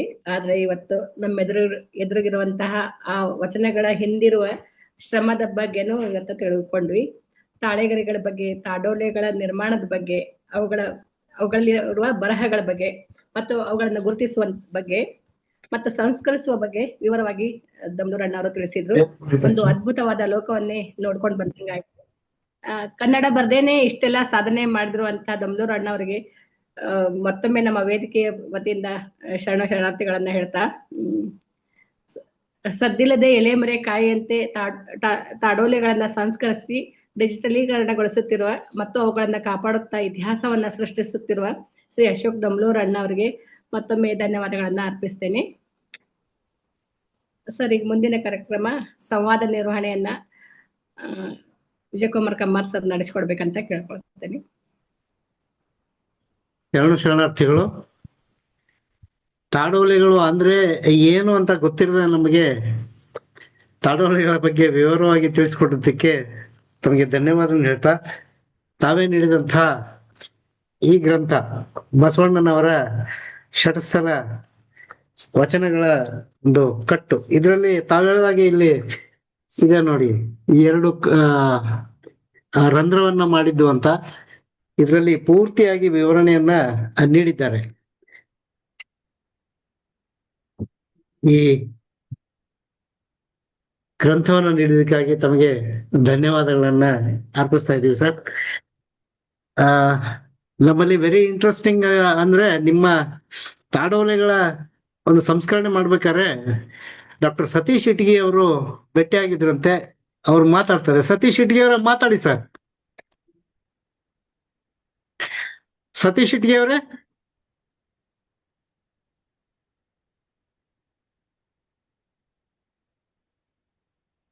ಅವರು ನನಗೆ ಪಿಕ್ಚರ್ಗಳನ್ನು ಕೂಡ ಕಳ್ಸಿಕೊಟ್ಟಿದ್ರು. ಓಕೆ, ನೆಕ್ಸ್ಟ್ ಎಲ್ಲರಿಗೂ ಹೇಳಿ ಗುರುಗಳೇ. ಎಲ್ಲರಿಗೂ ಶರಣಾರ್ಥಿಗಳು. ಮೊನ್ನೆ ಈ ಒಂದು 2 ತಿಂಗಳ ಆಚೆ ಬೆಂಗಳೂರಲ್ಲಿ ಬಸವ ಸಂಸ್ಕೃತಿ ಅಭಿಯಾನದ ಸಮಾರೋಪ ಸಮಾರಂಭ ಕಾರ್ಯಕ್ರಮ ಜರುಗಿತು. ಆ ಕಾರ್ಯಕ್ರಮದಲ್ಲಿ ಭಾಗವಹಿಸಲು ಹೋದ ಸಂದರ್ಭದಲ್ಲಿ ನಮ್ಮ ಆತ್ಮೀಯ ಶರಣರ ಅಂತ ರವಿ ಬಸವ ಅವರು ಅಲ್ಲಿ ನಮ್ಮ ದೊಮ್ಮಲೂರು ಸರ್ ಅವರ ಕೇಂದ್ರದಲ್ಲಿ ಕಾರ್ಯನಿರ್ವಹಿಸುತ್ತಿದ್ರು. ಅವ್ರು ನನ್ನ ಕರ್ಕೊಂಡೋಗಿ ಅಚ್ಚರಿಯಾದಂತ ವಚನ ಸಂಗ್ರಹ ಕೇಂದ್ರಕ್ಕೆ ಕರ್ಕೊಂಡೋಗಿ ಭೇಟಿ ಮಾಡಿದಾಗ ಅದನ್ನ ಆ ತಾಳೋಲೆಗಳಲ್ಲಿ ಸಂಗ್ರಹ ಮಾಡತಕ್ಕಂತ ಎಲ್ಲ ಒಂದು ಅದನ್ನ ಪರಿಚಯಿಸಿದ್ರು. ಆ ಸಂದರ್ಭದಲ್ಲಿ ಅವ್ರು ಮಾಡಿದಂತ ಕೆಲವೊಂದು ವಚನ ಕಟ್ಟುಗಳನ್ನು ನನಗೆ ಅವರು ಪರಿಚಯಿಸಿದಾಗ, ಈಗ ನಮ್ಮ ವಿಜಯ್ ಕುಮಾರ್ ಸರ್ ತೋರಿಸಿದಂತ ಒಂದು ವಚನದ ಪುಸ್ತಕವನ್ನು ನನಗೆ ಕೊಟ್ಟರು. ಅದನ್ನ ತಗೊಂಡು ಬಂದೆ. ಅದನ್ನ ನೋಡಿದ್ರೆ ನಾನು ಬಹಳಷ್ಟು ಅಚ್ಚರಿ ಆದೆ. ಬೆಂಗಳೂರು ಅಂತ ಒಂದು ಪ್ರದೇಶದಲ್ಲಿ ಬಸವಣ್ಣನವರ ಮತ್ತು ಬಸವಾದಿ ಶರಣರದ ಒಂದು ವಚನ ಸಾಹಿತ್ಯ ಸೇವೆಯನ್ನ ಸಂಶೋಧನೆ ಮಾಡ್ತಕ್ಕಂಥದ್ದು, ಸಂಗ್ರಹ ಮಾಡ್ತಕ್ಕಂಥದ್ದು, ಇದು ಅಚ್ಚರಿ ಆದಂಥದ್ದು. ನಿಜವಾಗ್ಲೂ ದೊಮ್ಮಲೂರು ಸರ್ ಅವರು ಒಂದು ಬಸವಾದಿ ಶರಣರ ಸೇವೆಯನ್ನ ಗಮನಿಸಿದಾಗ, ಈ ಹಿಂದೆ ನಮ್ಮ ಯಡಿಯೂರು ಸಿದ್ಧಲಿಂಗೇಶ್ವರರು ಬಸವಾದಿ ಶರಣರ ವಚನವನ್ನ ಸಂಗ್ರಹ ಮಾಡ್ತಕ್ಕಂಥ ಕೆಲಸ ಮಾಡಿದ್ರು ಅನ್ನೋದನ್ನ ನಾವು ಇತಿಹಾಸದಿಂದ ತಿಳ್ಕೊಂಡಿದ್ದೀವಿ. ಇವತ್ತು ಒಂದು ಮಠಾಧೀಶರು ಒಬ್ರು ಮಠ ಮಾಡ್ತಕ್ಕಂಥ ಅದಕ್ಕೂ ಹೆಚ್ಚು ಮಾಡಿದಂತ ಒಂದು ಕಾರ್ಯವನ್ನ ಶ್ರೀ ಅಶೋಕ್ ಸರ್ ದೊಮ್ಮಲೂರು ಮಾಡ್ತಾ ಇದ್ದಾರೆ. ಅವರ ಸೇವೆಗೆ ನಾನು ಬಹಳ ಕೃತಜ್ಞನಾಗಿದ್ದೇನೆ. ಅವಕಾಶಕ್ಕಾಗಿ ಎಲ್ಲರಿಗೂ ಧನ್ಯವಾದ ಹೇಳ್ತೀನಿ. ಶರಣಾರ್ಥಿಗಳು. ಸರ್, ಹಾಗೆ ಇರ್ರಿ, ನಿಮ್ದೊಂದು ಫೋಟೋ ತೋರಿಸ್ಬಿಡ್ತೀನಿ ಎಲ್ಲರಿಗೂ. ಅವರು ಹೋದಾಗ ಜಾಯ್ನ್ ಆಗಿದ್ದು ಫೋಟೋನ ನನ್ ಕಳ್ಸಿದ್ರು. ಕಟ್ಟುಗಳ ಇದು ಫೋಟೋ ನನ್ ಕಳ್ಸಿದ್ದಾರೆ ನೋಡಿ. ಎಷ್ಟೊಂದು ಕೆಲಸವನ್ನ ಮಾಡಿದ್ದಾರೆ ಅಂತಕ್ಕಂಥದ್ದನ್ನ ನಾವು ಅರ್ಥ ಮಾಡ್ಕೋಬೇಕು. ನಮ್ಮ ಇಟ್ಗಿ ಸರ್ ಇವತ್ತು ಜಾಯ್ನ್ ಆಗಿ ಅದನ್ನ ನಮ್ಗೆ ತೋರಿಸಿದ್ದಾರೆ. ಥ್ಯಾಂಕ್ ಯು ಸರ್, ಧನ್ಯವಾದಗಳು ಇಟ್ಗಿ ಅವರೇ. ಸರ್ ಧನ್ಯವಾದ sir, thank you. Okay sir. ಮುಂದೆ ಶಿವಪ್ರಕಾಶ್ ಸರ್ ಮಾತಾಡ್ತೀರಾ? ಶಿವಪ್ರಕಾಶ್ ಸರ್ ಹೇಳಿ. ಮೊಟ್ಟ ಮೊದಲನೇದಾಗಿ ನನಗನ್ನಿಸ್ತಾ ಇರೋದು ಅಂತ ಹೇಳಿದ್ರೆ, ಒಬ್ಬ ನಿಜವಾದಂತಹ ಸಾಧಕ ಹೇಗೆ ಕಾಣಿಸ್ಕೊಳ್ತಾರೆ ಅನ್ನುವಂಥದ್ದು. ನೋಡಿ, ಇವತ್ತು ದೊಮ್ಮಲೂರು ಸರ್ ನೋಡಿದಾಗ ನಿಜವಾದ ಸಾಧಕನ ನೆಲೆ ನಮಗೆ ನಾವು ಬಹಳಷ್ಟು ಬಾರಿ ಓದಿರ್ತೇವೆ. ಸಾಧಕರು ಬರುವುದೇ ಹೀಗೆ, ಜೀವನದಲ್ಲಿ ಏನನ್ನಾದ್ರೂ ಸಾಧಿಸಬೇಕು ಅನ್ನುವಂತ ಹಂಬಲ ಇರುವವರಿಗೆ ಬೇರೆ ಯಾವುದರ ಪರವೂ ಇಲ್ಲ. ಅವರು ಹಗಲು ರಾತ್ರಿಗಳನ್ನದೆ ಮಠದಿಂದ ಮಠಕ್ಕೆ, ಸ್ಥಳದಿಂದ ಸ್ಥಳಕ್ಕೆ ತಾಳೆಗರಿಗಳನ್ನ ಸಂಗ್ರಹಿಸುವ ಕೆಲಸವನ್ನ ಮಾಡಿರುವಂತದ್ದು ಪ್ರಾಯಶಃ ಈ ಒಂದು ಹುಚ್ಚು, ಅದನ್ನ ಹುಚ್ಚು ಅಂತೇಳಿ ಕರೀತಾನೆ. ತಾಳೆಗರಿಯನ್ನ ಸಂಗ್ರಹಿಸುವಂತ ಹುಚ್ಚು ಅವರ ನೆತ್ತಿಗೆ ಇರುವ ಕಾರಣದಿಂದಲೇ ಸಾಧ್ಯವಾಗಿದೆ ಅಂತೇಳಿ. ಮತ್ತೆ ಇನ್ನೊಂದು ನನಗೆ ತಿಳಿದು ಬರುವಂತ ವಿಷಯ ಅಂತ ಹೇಳಿದ್ರೆ, ನಾವು ಈಗ ಹೋಗುತ್ತಿರುವಂತಹ ವಚನಗಳು ಅವು ಎಷ್ಟೇ ಶುದ್ಧ ರೂಪದಲ್ಲಿದ್ರೂ ಕೂಡ ಒಂದು ಅಥವಾ ಎರಡನೇ ತಲೆಮಾರಿನ ವಚನಗಳು ಅಂತ ನನ್ಗನ್ಸುತ್ತೆ. ಯಾಕೆಂದ್ರೆ ಪ್ರೌಢದೇವರಾಯನ ಕಾಲದಲ್ಲಿ ಅಂದ್ರೆ ಶರಣ ಕ್ರಾಂತಿಯ ಸುಮಾರು 300 ವರ್ಷಗಳ ನಂತರದಲ್ಲಿ ವಚನಗಳನ್ನ ಉದ್ಗರಿಸಿ ಬರುವಂತ ಕೆಲಸ ಪ್ರೌಢರಾಯನ ಕಾಲಕ್ಕೆ ಆಯ್ತು ಅಂತಾದ್ರೆ, ಅದಕ್ಕೂ ಹಿಂದೆ ವಚನಗಳನ್ನ ಬರೆದಿರುವಂತಹ ಮಾಧ್ಯಮಗಳು ಏನಿದ್ದೀತು ಅನ್ನುವಂಥದ್ದು ಬಹಳ ಕುತೂಹಲವನ್ನು ಕೆರಳಿಸುತ್ತೆ. ಹಾಗಾಗಿ ಸುಮಾರು 900 ಅಥವಾ 1000 ವರ್ಷಗಳ ಹಿಂದಿನ ತಾಳೆಗರಿಗಳ ಸಿಗದೆ ಹೋದ್ರೆ ಪ್ರಾಯಶಃ ವಚನ ತನ್ನ ನೈಜತೆಯಲ್ಲಿ ನಮ್ಮ ಮುಂದೆ ಕಾಣಿಸ್ಕೊಳ್ಳಿಕ್ಕೆ ಸಾಧ್ಯವಾಗೋದು ಇಲ್ವೇನೋ ಅನ್ನುವಂಥದ್ದು ಅರ್ಥವಾಗುತ್ತೆ. ನೋಡಿ, ನಾವು ಅನೇಕ ಶರಣರ ವಚನಗಳನ್ನು ಓದ್ತೇವೆ. ಶರಣರ ವಚನಗಳಲ್ಲಿ ಅನೇಕ ಕಡೆ ಸಂಸ್ಕೃತ ಹಾಸುವಕ್ಕಾಗಿ ಹೋಗಿದೆ. ಇಂತಹ ಸಂಸ್ಕೃತವನ್ನ ಆ ಶರಣರೇ ಬರೆದ್ರೋ ಅಥವಾ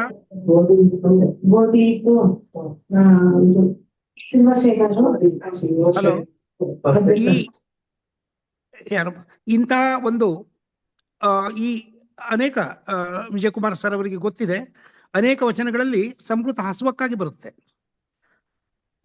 ಒಂದು ನೆಲೆಯಲ್ಲಿ ಸಂಸ್ಕೃತವನ್ನ ಕಡಾಖಂಡವಾಗಿ ವಿರೋಧಿಸಿದಂತಹ ಶರಣರು ಈ ಸಂಸ್ಕೃತವನ್ನ ಯಾಕೆ ಬರೆದಿದ್ದಾರು ಅನ್ನುವಂತಹ ಒಂದು ಶಂಕೆ ಕೂಡ ನಮಗೆ ಸಿಗುತ್ತೆ. ಪ್ರಾಯಶಃ ವಚನಗಳು ಎಲ್ಲೋ ಒಂದು ಕಡೆ ಕಲಬೆರಕೆ ಆಗಿರುವುದನ್ನ ಇದು ತೋರಿಸುತ್ತೆ. ಹಾಗಾಗಿ ನಿಜವಾದಂತಹ ಒಂದು ವಚನವನ್ನ ನಮಗೆ ಕೊಡುವಲ್ಲಿ ಈ ತಾಳೆಗರಿಗಳು ಬಹಳ ದೊಡ್ಡ ಕಾರ್ಯ ಮಾಡುತ್ತೆ ಅಂತೇಳಿ.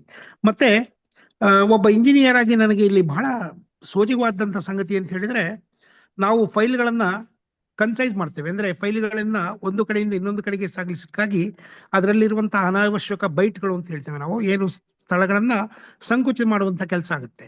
ನೋಡಿ, ತಾಳೆಗರಿಯಲ್ಲಿ ಎಲ್ಲೂ ಕೂಡ ಜಾಗ ಬಿಡದ ಹಾಗೆ ಮತ್ತೆ ಕಾಮ, ಪುಲಿ ಸ್ಟಾಪ್ ಇಂಥ ಸಂಖ್ಯೆಗಳನ್ನ ಬಿಡದೆ ಹಾಗೆ ಬರೆದಿರುವಂತದ್ದು ಪ್ರಾಯಶಃ ಆ ಹೊತ್ತಿಗಾಗಲೇ ಶರಣರು ಅಥವಾ ಯಾರೇ ಇರಲಿ ತಾಳೆಗರಿಯ ನಿರ್ಮಾಪಕರು ಯೋಚನೆ ಮಾಡಿರ್ಬೇಕು. ಇಂಥವನ್ನು ಬರಿತಾ ಹೋದ್ರೆ ತಾಳೆಗರಿಯಲ್ಲಿ ಜಾಗ ಸಾಲದು ಅನ್ನೋ ಕಾರಣಕ್ಕಾಗಿ ತಾಳೆಗರಿಯಲ್ಲಿ ಒಂದು ಪದದ ನಂತರ ಮತ್ತೊಂದು ಪದವನ್ನು ಬರಿತಾ ಹೋಗಿದ್ದಾರೆ. ನೋಡಿ, ಎಷ್ಟು ಸಹಜವಾಗಿ ನಮ್ಮ ಹಿಂದಿನ ಕಾಲದವರು ಯೋಚನೆ ಮಾಡಿದ್ದಾರೆ ಅಂತ ಹೇಳಿದ್ರೆ ಅದ್ಭುತ ಅನ್ಸುತ್ತೆ. ಯಾಕಂದ್ರೆ ಒಂದೇ ತಾಳೆಗರಿಯಲ್ಲಿ ಅದನ್ನೆಲ್ಲ ನೀವು ಬರಿತಾ ಹೋದ್ರೆ, ಇವತ್ತಿನ ಏನು ನಾವು ಬರಿತಾ ಇದ್ವಿ ಬರಿತಾ ಹೋದ್ರೆ ಪ್ರಾಯಶಃ ಒಂದು ತಾಳೆಗರಿ ತೆಗೆದುಕೊಳ್ಳುವಂತಹ ಜಾಗವನ್ನ 2 ತಾಳೆಗರಿ ಆಕ್ರಮಿಸಿತು ಅನ್ನುವಂಥದ್ದು ಪ್ರಾಯಶಃ ಆ ಹೊತ್ತಿನಲ್ಲಿ ಅವರಿಗೆ ತಿಳಿದಂತ ವಿಷಯಗಳಾಗಬೇಕು. ಮತ್ತೆ ನೋಡಿ, ಇಲ್ಲಿ ಇವತ್ತು ಬಹಳ ಸುಲಭವಾಗಿ ನಾವು ಈಗ ಕಂಪ್ಯೂಟರ್ ಕಿಲಿಮಣಿಯ ಮೇಲೆ ನಮಗೆ ಭಾವನೆಗೆ ಬಂದಂತ ವಿಷಯಗಳನ್ನ ನಾವು ಸುಲಭವಾಗಿ ಬರೆದು ಬಿಡ್ತೇವೆ. ಆದ್ರೆ ಒಂದು ಕಾಲದಲ್ಲಿ ನಾವು ಅರ್ಥ ಮಾಡ್ಕೊಳ್ಬೇಕು ಅಂದ್ರೆ ಮನುಷ್ಯನ ನಾಗರಿಕತೆ ಎನ್ನುವಂಥದ್ದು ಅಕ್ಷರಗಳಿಗಾಗಿ ಅಕ್ಷರ ಸಹ ಜೀವನ್ಮರಣ ಹೋರಾಟವನ್ನು ನಡೆಸಿದೆ ಅನ್ನುವಂಥದ್ದು ನಾವು ಅರ್ಥ ಮಾಡ್ಕೊಳ್ಬೇಕು. ಅಕ್ಷರ ಬಲ್ಲವರೆಲ್ಲರೂ ಕೂಡ ಅಕ್ಷರ ಬರೆಯುವುದಕ್ಕೆ ಬಹಳ ದೊಡ್ಡದಾದ ಹೋರಾಟವನ್ನೇ ಮಾಡಬೇಕಾಗಿತ್ತು. ತಾಳೆಗರಿಯ ಮೇಲೆ ತಿರಿದು ಬರೆಯುವಂತ ಅಂದ್ರೆ ತಾಳೆಗರಿ ಮೇಲೆ ಆಳವಾದ ಗೆರೆಗಳನ್ನ ಉಳಿಸಿ ಬರೆಯುವಂತಹ ಒಂದು ಕಾರ್ಯ ಎಷ್ಟು ಕಠಿಣದ್ದು ಅಂತೇಳಿ ನೀವು ಅರ್ಥ ಮಾಡ್ಕೊಳ್ಬೇಕು. ಮತ್ತೆ ಆಗ ಬರೆಯ ಹೊರಟಾದವನಿಗೆ ಬರೆಯುವ ಮನಸ್ಥಿತಿಗಿಂತ ಹೆಚ್ಚಾಗಿ ತಾಳೆಗರಿಯ ಮೇಲೆ ತಾನು ಸರಿಯಾದ ಅಕ್ಷರಗಳನ್ನು ಮೂಡಿಸ್ತಿದ್ದೇನೆಯೋ ಇಲ್ಲವೋ ಎನ್ನುವಂಥದ್ದು ಕೂಡ ಅವನನ್ನ ಕಾಡಿರ್ಬೇಕು ಅಂತ ಹೇಳಿ ನನ್ಗನ್ಸುತ್ತೆ. ಹಾಗಾಗಿ ನಿಜವಾದ ಕವಿಗಳು ತಾಳೆಗರಿಯ ಮೇಲೆ ಬರೀತಿದ್ರು ಅಥವಾ ತಾಳೆಗರಿಯನ್ನು ಬರೀಲಿಕ್ಕಾಗಿಯೇ ಬೇರೆ ಯಾರಾದ್ರೂ ಇರ್ತಿದ್ರು ಅನ್ನುವುದು ಕೂಡ ನನಗೆ ಈ ಹೊತ್ತಿನ ಅನುಮಾನಕ್ಕೆ ಕಾರಣವಾಗಿದೆ. ಹಾಗಾಗಿ ಅನುಭವ ಮಂಟಪದಂತಹ ಒಂದು ನಮ್ಮ ಅನುಭವ ಮಂಟಪದಂತಹ ಒಂದು ಪ್ರಜಾಪ್ರಭುತ್ವ ಸಂಸ್ಥೆಯಲ್ಲಿ ಕೂಡ ಬಸವಣ್ಣವರ ಸನ್ನಿಧಿಯಲ್ಲೂ ಕೂಡ ಪ್ರಾಯಶಃ ತಾಳೆಗರಿಗೆ ಮೇಲೆ ಬರೆಯುವಂತಹ ನುರಿತವಾದ ಬರಹಗಾರರಿದ್ರೆ ಎನ್ನುವಂಥದ್ದು ಇಲ್ಲಿ ಬಹಳ ಯೋಚನೆ ಮಾಡಬೇಕಂತ ವಿಷಯವಾಗುತ್ತೆ. ಹಾಗಾಗಿ ತಾಳೆಗರಿಯಲ್ಲಿ ಬಂದಿರುವಂತ ಎಲ್ಲ ವಚನಗಳನ್ನು ಆ ವಚನಕಾರರೇ ಬರೆದರೆ ಎನ್ನುವಂಥದ್ದು ಕೂಡ ಬಹಳ ಒಂದು ಸಂದಿಗ್ಧದ ಪರಿಸ್ಥಿತಿಯಾಗಿ ನಮ್ಮನ್ನು ಕಾಡುತ್ತೆ. ಅದೇನೇ ಇದ್ರೂ ಕೂಡ ಈ ಸಾಹಿತ್ಯದ ಅಂದ್ರೆ ವಚನ ಸಾಹಿತ್ಯ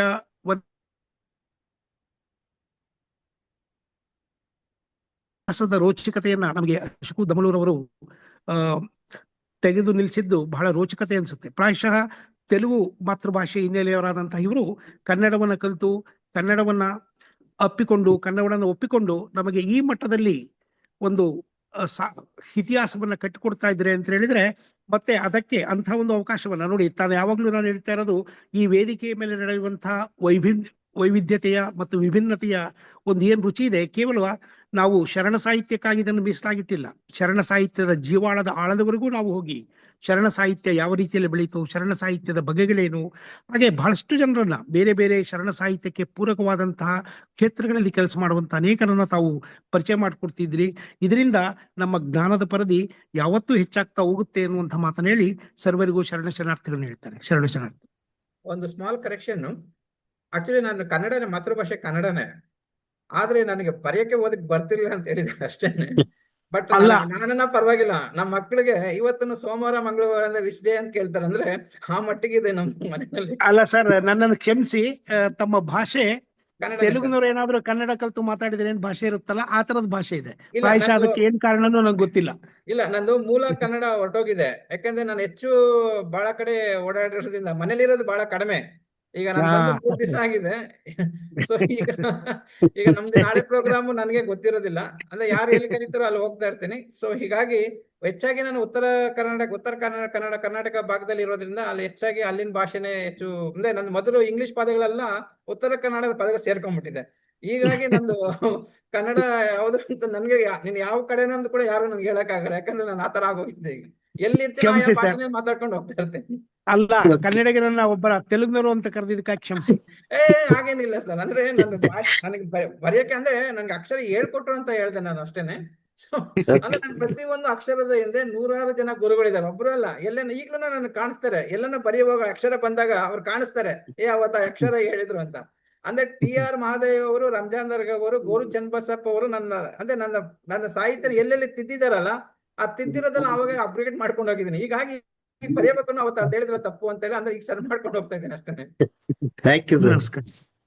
ಥ್ಯಾಂಕ್ ಯು. ನೋಡಿ, ನಮ್ಮ ಶಿವಪ್ರಕಾಶ್ ಅವರು ಮಸ್ಕಟ್ ಅಲ್ಲಿ ಇದ್ರೂ ಶರಣ ಸಾಹಿತ್ಯದ ಬಗ್ಗೆ, ವಚನ ಸಾಹಿತ್ಯದ ಬಗ್ಗೆ ಬಹಳಷ್ಟು ಕೆಲಸವನ್ನ ಮಾಡ್ತಾ ಇದ್ದಾರೆ. ಹಾಗೆ ಬಸವ ತತ್ವವನ್ನ ಪ್ರಚಾರ ಮಾಡೋದಕ್ಕಾಗಿ ಮಸ್ಕಟ್ ನಲ್ಲಿ ಬಹಳಷ್ಟು ಅವ್ರ ಜೊತೆ ನಂಜೇಶ್ವರರು ಇರ್ಬೋದು, ನಮ್ಮ ಹಲವಾರು ಶರಣರು ಮಸ್ಕಟ್ ನಲ್ಲಿ ಇದ್ದಾರೆ. ಅವ್ರಿಗೆಲ್ಲರಿಗೂ ಕೂಡ ನಾವು ಕೃತಜ್ಞರಾಗಿ ಇರ್ತೀವಿ ಅಂತಕ್ಕಂಥ ಮಾತನ್ನ ಹೇಳ್ತಾ, ಥ್ಯಾಂಕ್ ಯು ಶಿವಪ್ರಕಾಶ್ ಅವರೇ, ತಮ್ಮ ಅನಿಸಿಕೆ ಅಭಿಪ್ರಾಯಕ್ಕೆ. ಮುಂದೆ ಧನ್ಯವಾದಗಳು. ಕುಂದಗೋಳ ಅವ್ರು ಹ್ಯಾಂಡ್ ರೈಸ್ ಮಾಡಿದ್ರು. ಕುಂದಗೋಳ ಅವ್ರು ಮಾತಾಡ್ತೀರಾ? ಶೇಖರ್ ಕುಂದಗೋಳ ಅವರು, ಶೇಖರ್ ಅವರು.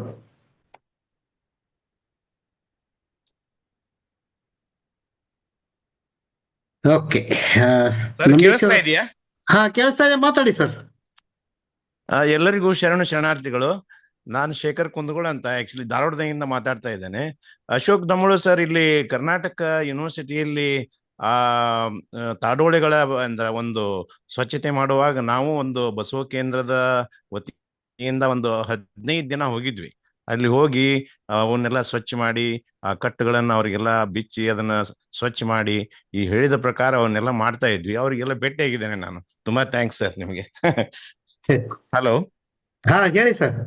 ಹಾ, ಥ್ಯಾಂಕ್ ಯು ಇದು ಸರ್. ಒಂದು ನಾವೆಲ್ಲ ಕೆಲವೊಂದಿಷ್ಟು ಅವತ್ತ ಅಪಾರ್ಚುನಿಟಿ ಸಿಕ್ಕಾಗ ಕೆಲವೊಂದು ವಚನ ಓದ್ಲಿಕ್ಕೆ ಪ್ರಯತ್ನ ಮಾಡಿದ್ವಿ. ಆದ್ರೆ ಸರ್ ಹೇಳ್ದಂಗೆ ನಮಗೆ ಇನ್ನೂ ಅದು ಅರ್ಥ ಆಗ್ಲಿಲ್ಲ.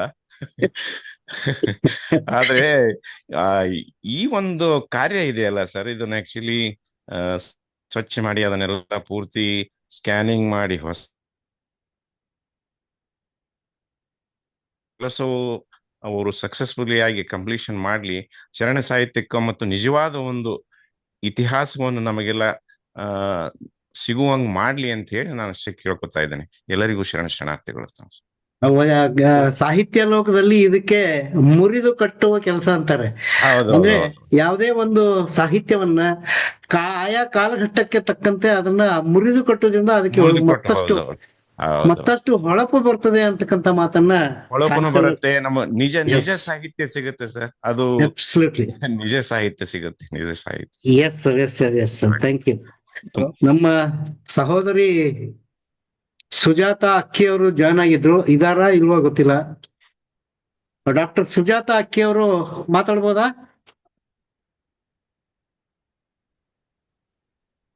ಸುಜಾತ ಅಕ್ಕಿ ಅವರು. ಓಕೆ. ನಮ್ಮ ನಂದೀಶ್ವರ್ ಅವರು ಅಗೇನ್ ಮಸ್ಕಟ್ ಇಂದ ಜಾಯ್ನ್ ಆಗಿದ್ರು. ನಂದೀಶ್ವರ್ ಅವರು ಮಾತಾಡಿ ಸರ್. ಶರಣಾರ್ಥಿಗಳು, ನಾವು ಮಸ್ಕಟ್ ಅಲ್ಲಿ ಇಲ್ಲ, ಮೈಸೂರು ಬಂದ್ಬಿಟ್ಟಿದ್ದೀವಿ. Back to pavilion.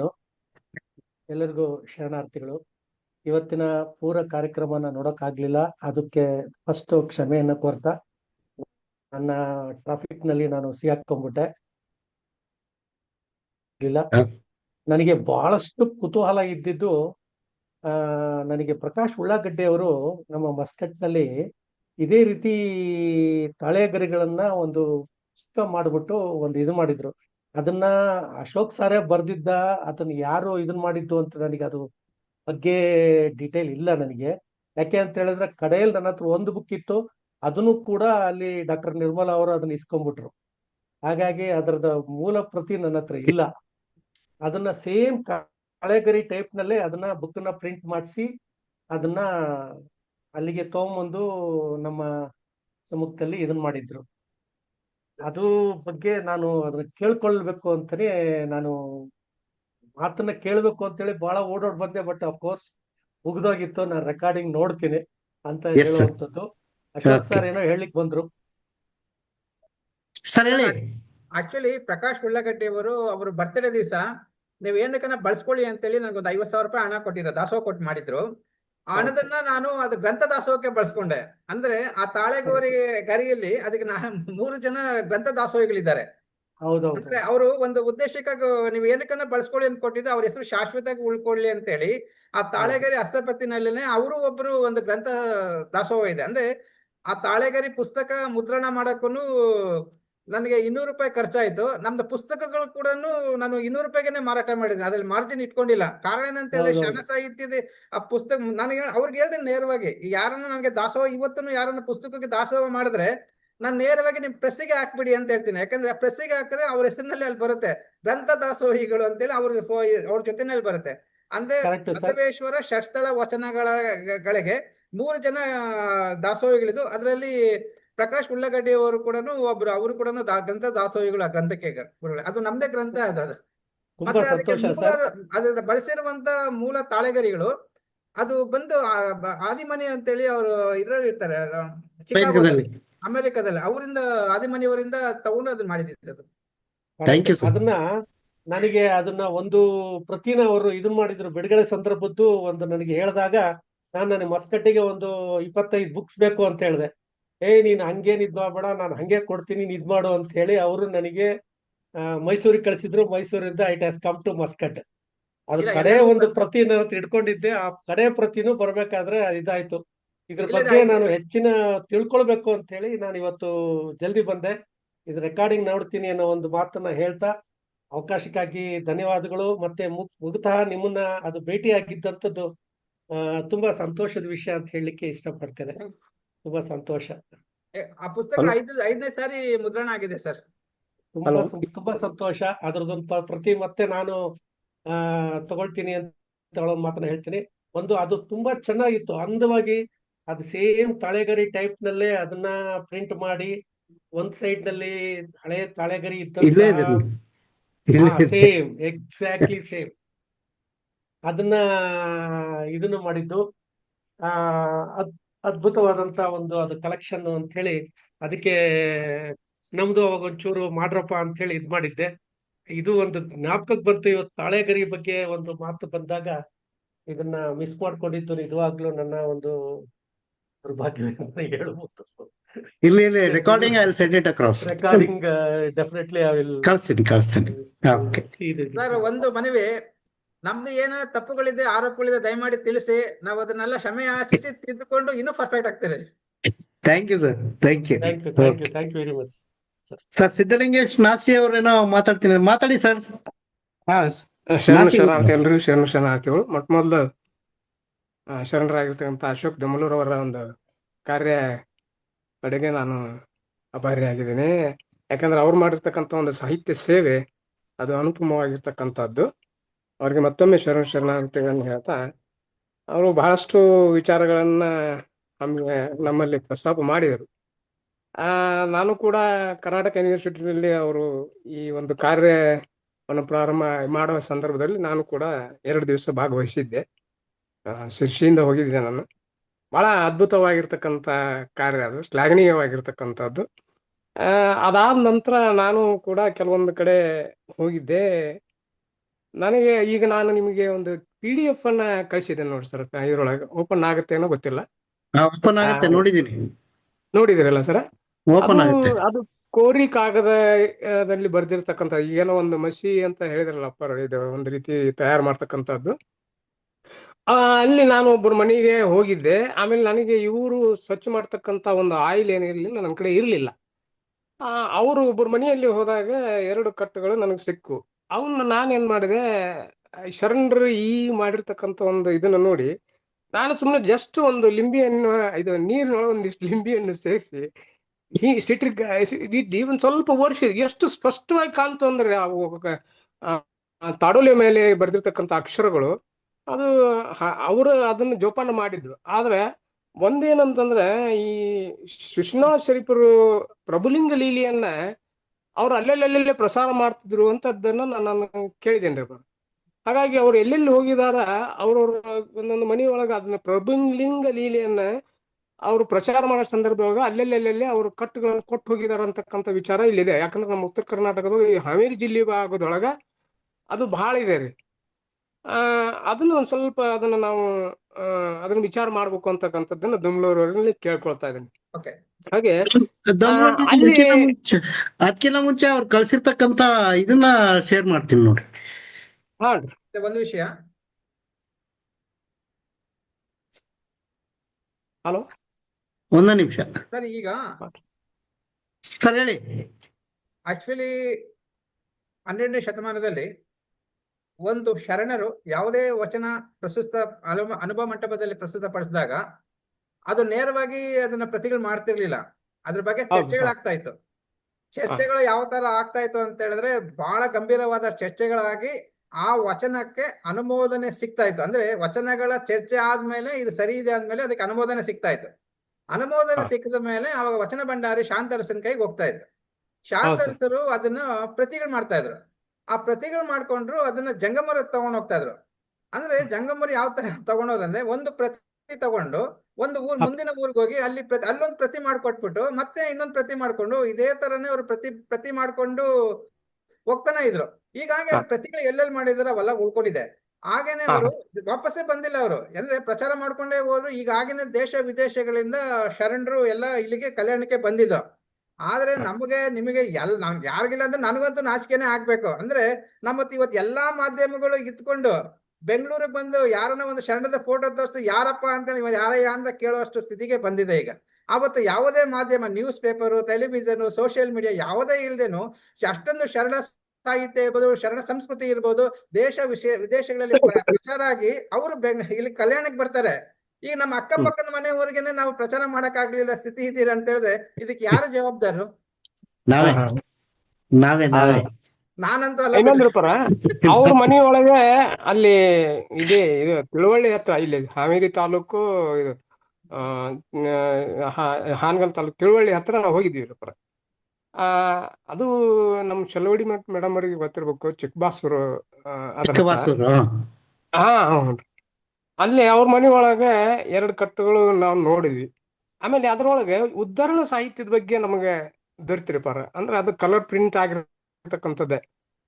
ಆ ಉದ್ಧರಣ ಸಾಹಿತ್ಯಕ್ಕೆ ಸಂಬಂಧಪಟ್ಟಂಗ ಅಂದ್ರೆ PPT ಈಗ ವಚನ ಸಾಹಿತ್ಯಕ್ಕೆ ಸಂಬಂಧಪಟ್ಟಂಗ ಗೊತ್ತಿರ್ಲಾರ್ದಂತ ವ್ಯಕ್ತಿಗಳಿಗೆ ಏನಾದ್ರೂ ವಿಚಾರಗಳನ್ನ ಹೇಳ್ಬೇಕಾಯ್ತು, ಓದು ಬರೋ ಗೊತ್ತಿರ್ಲಾರ್ದಂತ ಚಿತ್ರದ ಮುಖಾಂತರ ತೋರಿಸ್ತಕ್ಕಂಥದ್ದು ಈಗೇನು ಹೊಸದಾಗಿ ಬಂದಿದೆಯಲ್ಲ, ಆ ರೀತಿ ಅದ್ರೊಳಗೆ ಚಿತ್ರಗಳಿದ್ರು.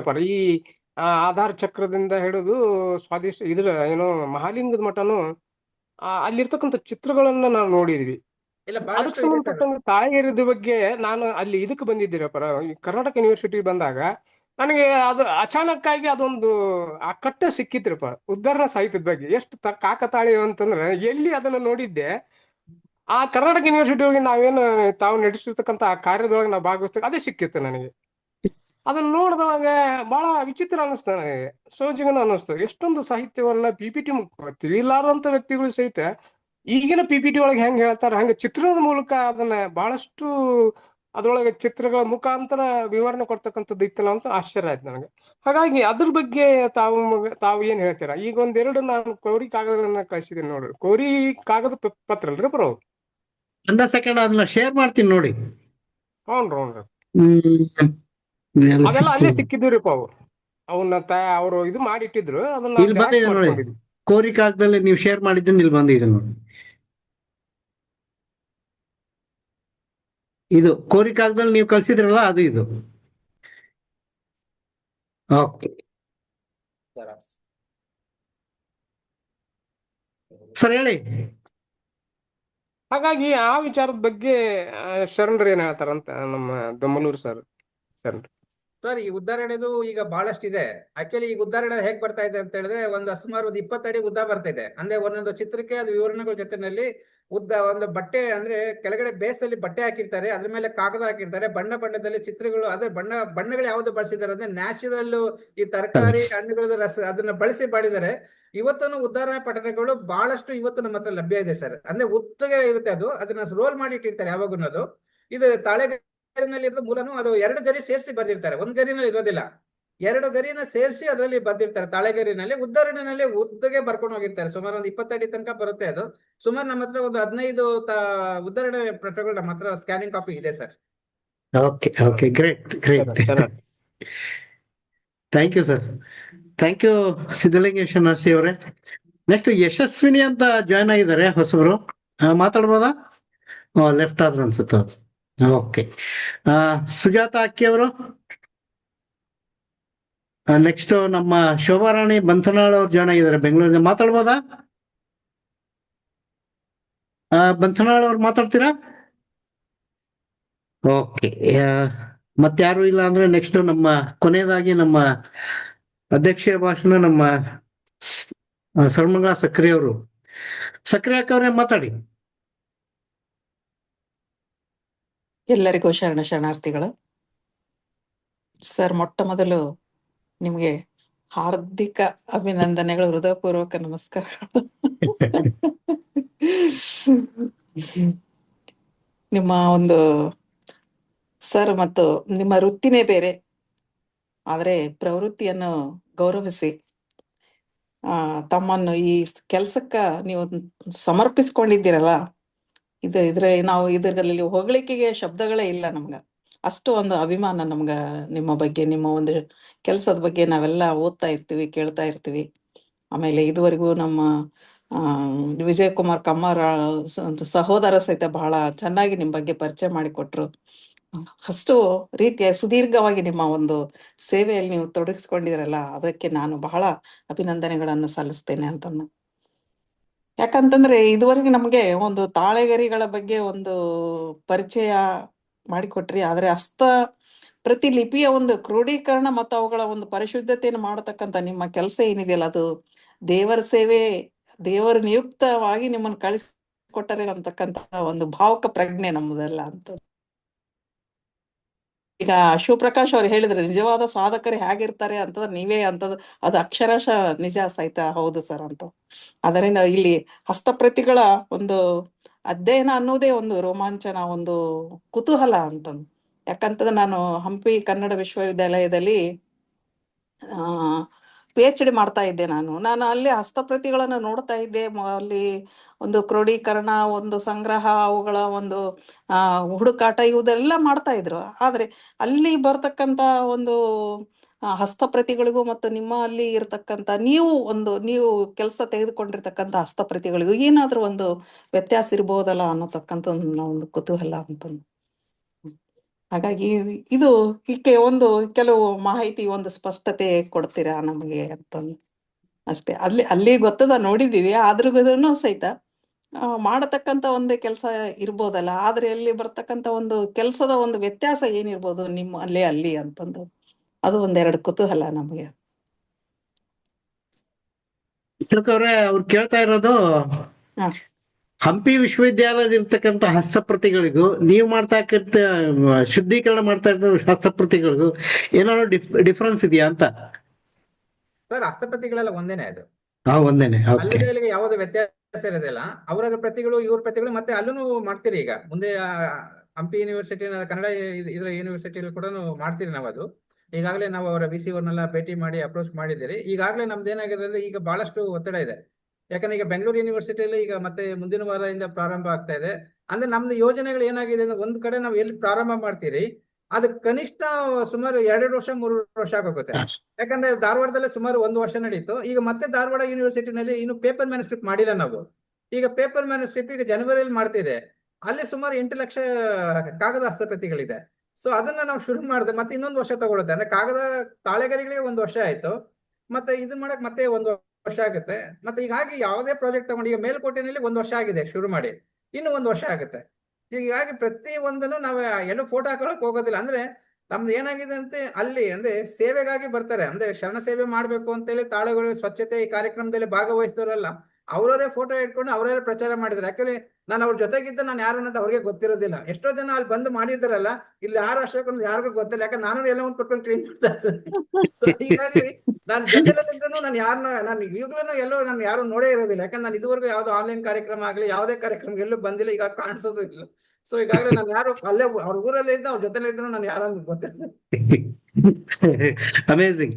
ಮುಂದುವರ್ಸಿ ಅಕ್ಕ. ಹಾ ಇಲ್ಲ, ಒಂದು ಕುತೂಹಲಕ್ಕಾಗಿ ನಾನು ಕೇಳಿದ್ದೆ ಸರ್. ಯಾಕಂತಂದ್ರೆ ಸರ್ ನಮಸ್ಕಾರ, ಶರಣ ಸರ್. ಯಾರು? ಹಸ್ತಪ್ರತಿಗಳ ಒಂದು ಒಂದ್ ನಿಮಿಷ ಸರ್ಮಗಳ ಸಕ್ರೆ ಅಕ್ಕ ಅವ್ರು ಮಾತಾಡಿದ್ಮೇಲೆ ಮಾತಾಡ್ರಿ. ಆಯ್ತು. ಓಕೆ. ಈಗ ಹಸ್ತಪ್ರತಿಗಳ ಒಂದು ಅಧ್ಯಯನನೇ ಬಹಳ ಒಂದು ರೋಮಾಂಚನ ನಮ್ಗೆಲ್ಲ ಅಂತ ಒಂದು ಕುತೂಹಲ. ಅಲ್ಲಿ ಬರ್ತಕ್ಕಂತ ಒಂದು ಪ್ರಕ್ಷುಬ್ಧವಾದಂತ ವಚನಗಳ ಒಂದು ಸಂಪಾದನೆ ಸತಿ ಈಗ ಆಗ್ಯಾವ. ಆದ್ರೆ ಅವುಗಳ ಒಂದು ಪರಿಷ್ಕರಣೆ ಮಾಡತಕ್ಕಂತ ಒಂದು ದೊಡ್ಡ ಜವಾಬ್ದಾರಿ ನಿಮ್ಮ ಮೇಲಿದೆ ಅಂತಂದಾಗ, ನಿಮ್ಮ ಒಂದು ಬಳಗಕ್ಕೆ, ನಿಮ್ಮ ಒಂದು ಟೀಮ್ಗೆ, ನೀವು ನಮ್ಮ ಒಂದು ವೇದಿಕೆಗೆ ಬಂದು ಬಹಳ ಒಂದು ಸಮಗ್ರವಾದಂತ ಉಪನ್ಯಾಸ ನೀಡಿ ನಮಗೊಂದು ಸ್ಪಷ್ಟತೆಯನ್ನು ಕೊಟ್ರಿ. ಹಸ್ತಪ್ರತಿಗಳ ಬಗ್ಗೆ, ಭೋಜಿ ಪತ್ರದ ಬಗ್ಗೆ ಎಲ್ಲ ಕೊಟ್ಟು ನಮ್ಗೆ ಇನ್ನೂ ತಿಳಿಯುವಂತೆ ಮಾಡಿದ್ರಲ್ಲ. ಹಾಗಾಗಿ ನಿಮಗೆ ನಾವು ಬಹಳ ಒಂದು ಶರಣಾರ್ಥಿ, ಬಹಳ ಒಂದು ಅಭಿಮಾನ ಪೂರ್ವಕ ಅಭಿನಂದನೆಗಳು ಸಲ್ಲಿಸ್ತೀವಿ ತಮಗೆ ಅಂತಂದು. ಯಾಕಂದ್ರೆ ನಿಮ್ ಬಗ್ಗೆ ಕೇಳಿದ್ವಿ ನಾವು, ಮುಖತಃ ನಿಮ್ಮನ್ನ ನೋಡಿರ್ಲಿಲ್ಲ. ಅದಕ್ಕೆ ಕಾರಣಕರ್ತರು ನಮ್ಮ ವಿಜಯ್ ಕುಮಾರ್ ಕಮ್ಮಾರ್ ಅವರು ನಿಮ್ ಬಗ್ಗೆ ಬಹಳ ಹೇಳ್ತಾ ಇದ್ರು. ಅವರು ಸಹಿತ ನಿಮ್ಮಂಗೆ ಶ್ರಮಜೀವಿಗಳು, ಬಹಳ ಕೆಲಸ ಮಾಡ್ತಾರ ಶರಣ ಸಾಹಿತ್ಯದ ಬಗ್ಗೆ. ಅದ್ರ ಜೊತೆಗೆ ಈಗ ಮಸ್ಕತ್ನ ಒಂದು ಶಿವಪ್ರಕಾಶ್ ಅವರು ಸಹಿತ ಅಷ್ಟೇ ಒಂದು ಜವಾಬ್ದಾರಿಯುತವಾದ ಕೆಲಸ ಮಾಡ್ತಾರೆ. ಯಾಕಂದ್ರೆ ಇವರೆಲ್ಲ ವೃತ್ತಿಯಲ್ಲಿ ಇಂಜಿನಿಯರ್ ಇದ್ದಂತವ್ರು ಇವ್ರು.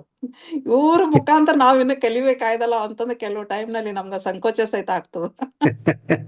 ಇದು ನಿಜ ಸರ್. ಶರಣಾರ್ಥಿಗಳು. ಇನ್ನು ಅಶೋಕ್ ಅವ್ರಿಗೆ, ಅಶೋಕ್ ದಮ್ಲೂರ್ ಅವರು ಇನ್ನು ನಮ್ಮ ಮಗ್ಲಲ್ಲಿ ಕೂತ್ರೆ ನಾವು ಅವ್ರನ್ನ ಮಿಸ್ ಮಾಡೋಗಿಲ್ಲ. ನಾವು ಖಂಡಿತ ಹೌದು. ಥ್ಯಾಂಕ್ ಯು ಅಕ್ಕ. ಸುಜಾತ ಅಕ್ಕಿ ಅವ್ರು ಮಾತಾಡ್ರಿ. ಸರ್ ನಮಸ್ತೆ, ಶರಣಾರ್ಥಿ ಎಲ್ರಿಗೂ. ಈಗ ಅಶೋಕ್ ದಮ್ಲೂರ್ ಅವರು ಒಂದು ಮಾತು ಹೇಳಿದ್ರು, ಇದ್ರಲ್ಲಿ ಕೊಟ್ಟಿ ವಚನಗಳು ಅಥವಾ ತಿದ್ದಿರೋದು ಈ ಸೋವಿದೇವನಿಗೆ ಒಂದು ಅಧಿಕಾರವನ್ನ ನೀಡಿರ್ತಕ್ಕಂಥದ್ದು, ಹೀಗೆ ಹಲವಾರು ರೀತಿಯ ಬದಲಾವಣೆಗಳು ಅಥವಾ ಇನ್ನು ಸತ್ಯ ಹೊರಗ್ ಬರಬೇಕು ಅಂತ ತಮಗೆ ಅನ್ಸುತ್ತಾ? ಅಥವಾ ತಮ್ಮ ಅನುಭವ ದಾಟಿಯಲ್ಲಿ ಈಗೇನು ಇದಾವಲ್ಲ ವಚನಗಳು, ಅದ್ರಲ್ಲಿ ಏನಾದ್ರೂ ಬದಲಾವಣೆಗಳನ್ನ ಮಾಡಿ ಮತ್ತೆ ಪರಿಷ್ಕರಣೆ ಮಾಡುವ ಸಾಧ್ಯತೆ ಇದೆನಾ ಅಂತ ಅವರಲ್ಲಿ ಕೇಳ್ತಾ ಇದ್ದೀನಿ ಸರ್. ಮೇಡಮ್, ಇನ್ನು ಶರಣ ಸಾಹಿತ್ಯ ಪ್ರಾರಂಭನೇ ಆಗಿಲ್ಲ ಮೇಡಮ್. ಹಂಗಂತೀರಾ? ಗುಡ್. ಅಂದ್ರೆ ಪ್ರತಿ ಒಂದು ಕೂಡ ಬಸವ ಪುರಾಣದ ಆಧಾರದ ಮೇಲೆನೆ ನಿಂತಿದೆ ಹೊರತು ದಾಖಲೆ ಆಧಾರಿತವಾಗಿ ಯಾವುದು ಇಲ್ಲ. ಸೊ ಅಂದ್ರೆ ಈಗ ಹೇಳದ್ನಲ್ಲ, ಶಾಸನಗಳೇ ನಮ್ ಕಣ್ಮುಂದೆ ಇದ್ರೆ ಕೂಡ, ಅಂದ್ರೆ ಬಿಜ್ಜಳ ತನ್ನ ಮಗನಿಗೆ ತನ್ನ ಅಧಿಕಾರ ವಹಿಸಿಕೊಟ್ಟಂತ ಶಾಸನನೂ ಇದೆ. ಅಂದ್ರೆ ಮಗನಿಗೆ ಅಧಿಕಾರ ಕೊಟ್ಟ ಮೇಲೆ ಆ ಬಿಜ್ಜಳ ರಾಜ ಅಲ್ಲ ಅಲ್ಲಿ. ಮುರಾರಿ ಸೋಯ ಕಲ್ಯಾಣದ ಚಕ್ರವರ್ತಿ ಮುರಾರಿ ಸೋಯಿ ದೇವ ಅಂತೇಳಿ ಅಂದ್ರೆ ಅವನ ಆಳ್ವಿಕೆಯ 5ನೇ ಶತಮಾನ ಆಳ್ವಿಕೆಯ ಪ್ರತಿಯೊಂದು ಆಳ್ವಿಕೆಯಲ್ಲೂ ಕೂಡ ಅವರು ಶಾಸನಗಳು ಹಾಕೊಂಡಿದ್ದಾರೆ. ಬಿಜ್ಜಳನ ಆಳ್ವಿಕೆ ಕೂಡ ಶಾಸನಗಳಿದೆ. ಮತ್ತೆ ಇನ್ನೊಂದು ಏನಾಗಿದೆ, ಕಲ್ಚೂರಿ ಇವರು ಮೂಲ ಇವರೆಲ್ಲ ಹೇಳಿದ್ರಲ್ಲ, ನಮ್ಮ ಗಿರೀಶ್ ಕನ್ನಡ ನಾಟಕದಲ್ಲಿ ಹೇಳಿದ್ರಲ್ಲ, ಇದೆಲ್ಲ ಆಕ್ಚುಲಿ ರಾಂಗ್ ಇದೆ. ಅದೆಲ್ಲ ಬಿಜ್ಜಳನ್ನು ಕಲ್ಚೂರಿಯವರು ಬಂದು ಮೂಲತಃ ಮಧ್ಯಪ್ರದೇಶದವರು. ಅಂದ್ರೆ ಕಲ್ಚೂರಿ ಅವರದ ಕಿಂಗ್ಡಮ್ ಮಧ್ಯಪ್ರದೇಶದ ಕಲಂಜೇರ್ ಅಂತ ಊರಿದೆ. ಅಂದ್ರೆ ಕಲಂಜೇರ್ ಅಂದ್ರೆ ನಾನು ಅಲ್ಲಿಗೂ ಹೋಗಿದ್ದೆ. ಅಲ್ಲಿ ಕಲಂಜೇರ್ ಕೋಟೆನೂ ಇದೆ. ಅಲ್ಲಿ ಎಲ್ಲಾನು ಪ್ರತಿ ವರ್ಷ ಕಲ್ಚೂರಿಯವರ ಸಮಗ್ರ, ಅಂದ್ರೆ ಕರ್ನಾಟಕ ರಾಜ್ಯದಲ್ಲಿ ನಾವು ಹೊಯ್ಸಳರವರು ಮತ್ತೆ ಬೇರೆ ಬೇರೆ ಗಂಗರು ಹೆಸರುಗಳು ನಾವ್ ಹೇಗೆ ಹೇಳ್ತಿರೋ, ಅಲ್ಲಿ ಪ್ರತಿ ಒಂದಿಗೂ ಮಧ್ಯಪ್ರದೇಶದಲ್ಲಿ ಯಾರೊಬ್ಬರಿಗೂ ಕೇಳಿದನು ಕಲ್ಚೂರಿಯರ್ ಅಂತ ಹೇಳಿದ್ರೆ ಪ್ರತಿಯೊಬ್ಬರಿಗೂ ಗೊತ್ತಿದೆ. ಆದ್ರೆ ಇಲ್ಲಿ ಬಂದು ಕಲ್ಚೂರಿಯರ್ ಅಂತ ಹೇಳಿದ್ರೆ ಅವರು ಸವಿತಾ ಸಮುದಾಯದವರು ಚೂರಿಗಿರಿ ಅಂತೆಲ್ಲ ಹೇಳಿ ಎಲ್ಲ ಇತಿಹಾಸನ ತಿಳಿಸ್ಬಿಟ್ಟಿದ್ದಾರೆ. ಮತ್ತೆ ಅವರು ಅವ್ರದ್ದು ಇತಿಹಾಸನೇ ಇದೆ. ಅಂದ್ರೆ ಅವ್ರದ್ದೆಲ್ಲ ಅಮರಕಂಟಕ ಅದೆಲ್ಲ ನಾನೆಲ್ಲ ಅಂದ್ರೆ ಇನ್ನೊಂದು ಮಧ್ಯಪ್ರದೇಶದಲ್ಲಿ ಇವತ್ತು 100ಕ್ಕೂ ಹೆಚ್ಚು ಗ್ರಾಮದಲ್ಲಿ ಮಾತೃಭಾಷೆ ಕನ್ನಡನೇ ಇದೆ. ಅಲ್ಲಿ ಕನ್ನಡಿಗರಿದ್ದಾರೆ. ನಾನು ಹೋಗಿದ್ದೀನಿ ಸರ್ ಅಲ್ಲಿ ಮಧ್ಯಪ್ರದೇಶಕ್ಕೆ. ಆ ಭಾಷೆಗೆ ಅವರು ವಲಯ ಅಂತ ಕರೀತಾರೆ. ನಾನು ಅಲ್ಲಿ ಬಹಳಷ್ಟು, ಅಂದ್ರೆ ನಾನು ಆಕ್ಚುಲಿ ನಾನು ಈ ಅರಳೆಯಿಂದ ಇನ್ನೊಂದು ಉದಾಹರಣೆಗೆ ನಾನು ಹೇಳೋದು ಆಕ್ಚುಲಿ ನಾನು ಈ ಸಬ್ಜೆಕ್ಟ್ ಬಂದು ತಾಳೆಗರಿಗಳಿಗೆ ಸಂಬಂಧಪಟ್ಟಂತಾನೆ ಅಷ್ಟಕ್ಕೆ ಮಾತ್ರ ನಾನು ಸೀಮಿತ ಮಾಡ್ಕೊಂಡೆ. ನಾನು ಯಾವ್ದು ಪ್ರಿಪೇರ್ ಏನು ಆಗಿರ್ಲಿಲ್ಲ, ಗೊತ್ತಿರೋದು ಹಾಗೆ ಹೇಳ್ಕೊ ಬಂದೆ. ಅರಳೆಯಿಂದ ಕೂಡ ರಾಜಸ್ಥಾನದಲ್ಲಿ ರಾಜಸ್ಥಾನದ ಜೋಧ್ಪುರ ಅಂತ ಅರಳೆಯ ಅನ್ನೋದು ಒಂದು ಊರಿದೆ, ಅದಕ್ಕೆ ರೈಲ್ವೆ ಸ್ಟೇಷನ್ ಇದೆ. ಮತ್ತೆ ಈ ಅರಳೆಯ ಅಂದ್ರೆ ನಮ್ ಶರಣನ ಅಲ್ಲ ಅಂತ ಹೇಳಕ್ ಬರೋದಿಲ್ಲ, ಯಾಕಂದ್ರೆ ಇವತ್ತೂ ರಾಜಸ್ಥಾನದ ಗೆಜೆಟಿಯರ್ ನಲ್ಲಿ list of schedule caste in Rajasthan, list of schedule caste in Gujarat, list of caste ಅಂದ್ರೆ ಪ್ರತಿಯೊಂದು ರಾಜ್ಯದಲ್ಲಿ ಜಾತಿಗಳ ಪಟ್ಟಿಯಲ್ಲಿ ಅರಳಯ್ಯ, ಚೆನ್ನಯ್ಯ, ಡೋರ ಕಕ್ಕಯ್ಯ ಅಂತ ಶರಣರಿದ್ದಾರೆ. ಅರಳಯ್ಯ ಬಿಡು, ಅವ್ರ ಅರಳಯ್ಯ ನಮ್ ಸಂಬಂಧ ಇಲ್ಲ ಅಂತ ಹೇಳಿದ್ರೆ ಮತ್ತೆ ಡೋರ ಕಕ್ಕಯ್ಯ ಯಾರು? ಇಲ್ಲೆಲ್ಲ ಏನಾಗಿದೆ, ಎಲ್ಲ ಜಾತಿಗಳು ಎಲ್ಲರೂ ಬರೀ ಕರ್ನಾಟಕಕ್ಕೆ ಸೀಮಿತ ಮಾಡ್ಕೊಂಡಿದ್ದಾರೆ. ಇವತ್ತು ಎಲ್ಲಾ ಜಾತಿ ಧರ್ಮಗಳು ದೇಶದಲ್ಲಿರುವಂತ ಎಲ್ಲಾ ಕಡೆನೂ ಕುರುಹುಗಳಿದೆ. ಮತ್ತೆ ಸೌರಾಷ್ಟ್ರ ಗುಜರಾತಿಂದ ಆದಾಯ ಬಂದ್ರು ಅಂತ ಹೇಳ, ಆದಾಯ ಒಬ್ಬರೇ ಬಂದಿಲ್ಲ, ಆದಾಯ ಜೊತೆಲಿ ಇನ್ನೂ 8 ಜನ ಬಂದಿದ್ದಾರೆ. ಪ್ರತಿ ಒಂದು ಊರಿನಲ್ಲಿ ಸ್ವಾತಂತ್ರ್ಯ ಅವರ ಚಳವಳಿ ನಡೆದಾಗ ಒಂದೊಂದು ಊರಿನಲ್ಲಿ ತಂಡವಾಗಿ ಬಂದಿದ್ದಾರೆ. ಹೀಗಾಗಿ ಒಂದೊಂದು ಊರಿನಲ್ಲಿ ಇವತ್ತು ಎಲ್ಲ ದಾಖಲೆಗಳಿದೆ. ಆದ್ರೆ ನಾನು ಒಬ್ಬರಿಗೆ ಎಲ್ಲ ಕಡೆ ಓಡಕ್ ಆಗ್ತಾರೆ. ಈಗ ಈಗ ಬಂದಿರೋ ಕಾರ್, ನನಗೆ ತಂದಿರೋ ಕಾರ್ 2 ಲಕ್ಷ ಕಿಲೋಮೀಟರ್ ಓಡಿದೆ. ಎಲ್ಲ ಕಡೆನೂ ಓಡಾಡಕ್ಕೆ ಕಷ್ಟ ಆಗತ್ತೆ. ಅಂದ್ರೆ ಬಹಳ ಎಲ್ಲರೂ ನಾವು ಕ್ಷೇತ್ರದಲ್ಲಿ ಒಂದೊಂದು ಜಿಲ್ಲೆನಲ್ಲಿ ಒಂದೊಂದು ರಾಜ್ಯದಲ್ಲಿ ಇವತ್ತನ್ನು ಕರ್ನಾಟಕದ ನೀವು ನೇಪಾಳ ನೇರವಾಗಿ ಕರ್ನಾಟಕಕ್ಕೆ ಸಂಬಂಧಪಟ್ಟತ್ತೆ. ಅದು ಇವತ್ತೂ ಅಲ್ಲಿನ ಪಶುಪತಿ ದೇವಾಲಯದ ಮುಖ್ಯ ಅರ್ಚಕರು ಕನ್ನಡಿಗರೇ ಇದ್ದಾರೆ ಅವರೆಲ್ಲ. ಅಲ್ಲಿ ಭಾರತ್ ಮಣಿ ಜಂಗಮ್ ಅಂತೇಳಿ ನನಗೆ ಚಿದಾನಂದ ಮೂರ್ತಿ ಅವರು ನನಗೆ ಪರಿಚಯ ಮಾಡ್ಕೊಟ್ಟಿದ್ರು. ಈಗ ಮೊನ್ನೆ ರೀಸೆಂಟ್ ಆಗಿ ಅವರು ಬೆಂಗಳೂರಿಗೂ ಬಂದಿದ್ರು. ಬಹಳಷ್ಟು ಕೆಲಸ ಆಗ್ತಾ ಇದೆ. ಮತ್ತೆ ಇವತ್ತು ಸ್ಕ್ಯಾನಿಂಗ್ ಅಲ್ಲಿ ಆಗ್ತಾ ಇದೆ. ಈಗ ನೇಪಾಳದ ಕಾಠ್ಮಂಡಿನಲ್ಲಿ ಇವತ್ತು ಸ್ಕ್ಯಾನಿಂಗ್ ಕೆಲಸ ನಡೀತಾ ಇದೆ. ಕೆಲಸಗಳಿದೆ. ಅಂದ್ರೆ ಏನಾಗುತ್ತೆ, ಎಲ್ಲರೂ ಒಂದೊಂದು ಜಿಲ್ಲಾ ಎಲ್ಲ ಕಡೆನೂ ಇದ್ದಾರೆ ಕನ್ನಡಿಗರು, ಎಲ್ಲ ಕಡೆ ಇದೆ. ಅಷ್ಟೇ ಫ್ರೀ ಇರೋ ಟೈಮ್ ಮೇಲೆ ವೀಕೆಂಡ್ಸ್ ಅಲ್ಲಿ ಒಂದೊಂದು ರಾಜ್ಯದಲ್ಲಿ ಅಲ್ಲಿ ಏನಿದೆ ದಾಖಲೆಗಳು ಹುಡುಕಿದ್ರೆ ಪ್ರತಿಯೊಂದು ಸಿಗುತ್ತೆ. ಯಾಕಂದ್ರೆ ಗೆಜೆಟಿಯರ್ ನಲ್ಲೇ ಇದೆ. ಈಗ ಗುಜರಾತ್ ಗೆಜೆಟಿಯರ್ ತೆಗೆದು ನೋಡ್ರಿ, ಅರಳಯ್ಯ, ಚೆನ್ನಯ್ಯ, ಡೋರ ಕಕ್ಕಯ್ಯ ಅಂತ ಲಿಸ್ಟ್ ಆಗಿದೆ. ಮತ್ತೆ ರಾಜಸ್ಥಾನ ಎಲ್ಲ ಕಡೆನೂ ಇದೆ. ಮತ್ತೆ ಅಲ್ಲಿ ಅರಳಯ್ಯ ಅನ್ನೋದು ಊರಿದೆ, ಅದಕ್ಕೊಂದು ರೈಲ್ವೆ ಸ್ಟೇಷನ್ ಬೇರೆ ಇದೆ. ಅಂದ್ರೆ ಇಲ್ಲಿ ಏನಾಗಿದೆ ಅಂದ್ರೆ ನಾವೇನಿದ್ರು ಕರ್ನಾಟಕದಲ್ಲೂ ಅಂತ ಹೇಳಿದ್ರೆ ಏನಿಲ್ಲ, ಒಂದು ಯೂನಿವರ್ಸಿಟಿ ಅಂದ್ರೆ ಒಂದು ಲೈಬ್ರರಿ, ಆ ಲೈಬ್ರರಿ ಅರಳಯ್ಯ ಅಂತ ತಗೊಂಡು ಎಲ್ಲ ಬುಕ್ ತಂದ್ಬಿಡೋದು ಅಷ್ಟೇ ಮಾಡ್ತಾರೆ. ಅಂದ್ರೆ ಅರಳಯ್ಯನೇ ಹುಡ್ಕೊಂಡು ಹೋದ್ರೆ ಇಡೀ ದೇಶದ ಎಲ್ಲಾ ಕಡೆನೂ ಸಿಗ್ತಾರೆ. ಮತ್ತೆ ಅರಳಯ್ಯ ಸಮುದಾಯನ ಕನ್ಸಿಡರ್ ಮಾಡ್ಕೋಬೇಕು. ಅಂದ್ರೆ ಜಾತಿ, ಇಲ್ಲಿ ಜಾತಿಗಳಿಂದ ಅಂದ್ರೆ ಜಾತಿಗಳು ಅವನು ಯಾವ ಲೆವೆಲ್ ಜಾತಿ ಇದೆಯೋ ಅದೆಲ್ಲ ಬಹಳಷ್ಟು ನಮ್ದು ಏನು ನಮ್ದು ಹೇಳ್ಬೇಕು ಅಂತ ಹೇಳಿದ್ರೆ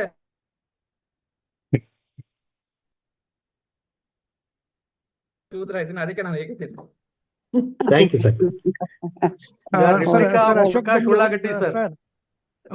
ಒಂದು ಪ್ರಶ್ನೆ ಸರ್ ಇವರಿಗೆ, ಅಶೋಕ ದೊಮ್ಲೂರ್ ಅವರಿಗೆ.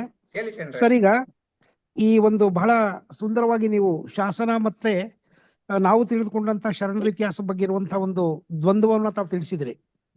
ಯಾಕೆಂದ್ರೆ ಬಿಜ್ಜಳ ಶಾಂತ ರೀತಿಯಿಂದ ತನ್ನ ಮಗನಿಗೆ ಅಧಿಕಾರ ಕೊಟ್ಟಾಗ ಕಲ್ಯಾಣ ಕ್ರಾಂತಿಯ ಇಡೀ ಚರಿತ್ರೆ ಬದಲಾಗುತ್ತೆ ಅನ್ನುವಂಥದ್ದು ಬಹಳ ನಾವು ಯೋಚನೆ ಮಾಡ್ಲಿಕ್ಕೂ ಸಾಧ್ಯವಾಗದಂತ ವಿಷಯ. ಆದ್ರೆ ಇಲ್ಲಿ ನನ್ನ ಪ್ರಶ್ನೆ ನಿಮಗೆ ಅಂತ ಹೇಳಿದ್ರೆ, ಈ ಓಲೆಗರಿಗಳು ಅಥವಾ ತಾಳೆಗರಿಗಳು ಕೇವಲ ಸಾಹಿತ್ಯಕ್ಕೆ ಸೀಮಿತವಾಗಿದೆಯೋ ಅಥವಾ ಶಾಸನಗಳಲ್ಲಿ ಬಂದಂತಹ ಇತಿಹಾಸದ ವರ್ಣನೆಯೂ ಕೂಡ ಇಲ್ಲಿ ಬರುತ್ತೋ ಅಂತೇಳಿ. ಯಾಕೆಂದ್ರೆ ಓಲೆಗರಿಗಳು ಶಾಸನಗಳಿಗೆ ಸಂವಾದಿಯಾಗಿ ನಿಲ್ಲುವಂತದ್ದೇನಾದ್ರೂ ತಾವು ಕಂಡಿದ್ದೀರಾ ಅಂತೇಳಿ. ಸರ್, ಶಾಸನಗಳು ಬರೆಯಕ್ ಮೊದಲು ಮತ್ತು ತಾಳೆಗರಿನಲ್ಲೇ ಬರ್ತಿದ್ದಾರೆ. ಅಂದ್ರೆ ಅದು ತಾಳೆಗರಿನಲ್ಲಿ ಬರೆದು ಶಾಸನಗಳಲ್ಲಿ ತಾಳೆಗರಿಗಳು ಅಂತೇಳಿ ಬಹಳಷ್ಟು ಶಾಸನಗಳು ಬರೆಯೋದನ್ನ ತಾಳೆಗರಿನಲ್ಲೇ ಬರೆದು ಕೊಟ್ಟಿರ್ತಾರೆ. ಆದ್ರೆ ಅಲ್ಲಿ ಕಲ್ಲಿನ ಮೇಲೆ ಕುಟ್ಟುವಂತ ವ್ಯಕ್ತಿಗೆ ಆ ಭಾಷೆನೂ ಗೊತ್ತಿರಲ್ಲ, ಏನೂ ಗೊತ್ತಿರೋದಿಲ್ಲ. ಇದನ್ನ ಬರ್ದ್ಬಿಟ್ಟು ಹೋಗಿರ್ತಾರೆ, ಅದನ್ನ ಕುಟ್ತಾ ಇರ್ತಾನೆ. ಅಂದ್ರೆ ಅವ್ರು ಏನ್ ಕುಟ್ತಾ ಇದ್ದಾನೆ ಅಂತ ಕೂಡ ಗೊತ್ತಿರೋದಿಲ್ಲ. ಹೀಗಾಗಿ ಲಿಪಿಗಾರನೇ ಬೇರೆ ಇರ್ತಾರೆ, ಆದೇಶ ಓಡಿಸೋದೇ ಬೇರೆ ಇರ್ತಾರೆ. ಆದೇಶ ಓಡಿಸಿ ಪ್ರತಿ ಕಳಿಸಿರ್ತಾರೆ, ಅದನ್ನ ಅವರು ಕಲ್ಲಿನ ಮೇಲೆ ಮೂಡಿಸ್ತಾರೆ ಸರ್. ಶಾಸನಗಳು ಬಹಳಷ್ಟು ತಾಳೆಗರಿನಲ್ಲಿ ಇದೆ sir. Okay okay okay, thank you sir, thanks ಅಲ್ಲ. ಮತ್ತೆ ಯಾರಾದ್ರೂ ಅಭಿಪ್ರಾಯ ಮಂಡಿಸ್ತೀರಾ? ಯಾರಾದ್ರೂ ಮಾತಾಡ್ತೀರಾ? ಸುಜಾತ ಹೇಳ್ರಿ, ಏನ್ ಹೇಳ್ತೀರಾ? ಇಲ್ಲ, ಕ್ಲಿಯರ್ ಆಯ್ತು. ಈಗ ಅದು ಅವ್ರು ಏನ್ ಹೇಳ್ತಾ ಇದಾರೆ ಅಂದ್ರೆ, ಇನ್ನು ಮೇಲೆ ಪ್ರಾರಂಭ ಇದೆ ಶರಣ ಸಾಹಿತ್ಯ ಅಧ್ಯಯನದು ಅಂತ ಹೇಳ್ತಾರಲ್ಲ, ಅದು ಹೊಸ ರೀತಿ ಬೆಳವಣಿಗೆ, ಅದು ಒಂದು ಹೊಸ ಭಾಷ್ಯವನ್ನ ಬರದ ಹಾಗೆ ಈ ಅಶೋಕ್ ದೊಮ್ಲೂರ್ ಸರ್ ಅವರು ಹೀಗೆ ನಿರಂತರವಾಗಿ ಸತ್ಯ ಹೊರಗ್ ಬರ್ಲಿ, ವಚನ ಸಾಹಿತ್ಯ ಈ ವಿಶ್ವಕ್ಕೆ ಬೆಳಕಾಗ್ಲಿ ಅಂತ ಬಯಸ್ತಾ ಇದ್ದೀನಿ. ಥ್ಯಾಂಕ್ ಯು, ಥ್ಯಾಂಕ್ಸ್ ಅಲ್ಲ. ಓಕೆ, ಅನುಪಮ ಅವರೇ, ಶರಣ ಸಮರ್ಪಣೆ ಹೋಗ್ಬೋದಾ? ಹಾ ಸರ್. ಓಕೆ.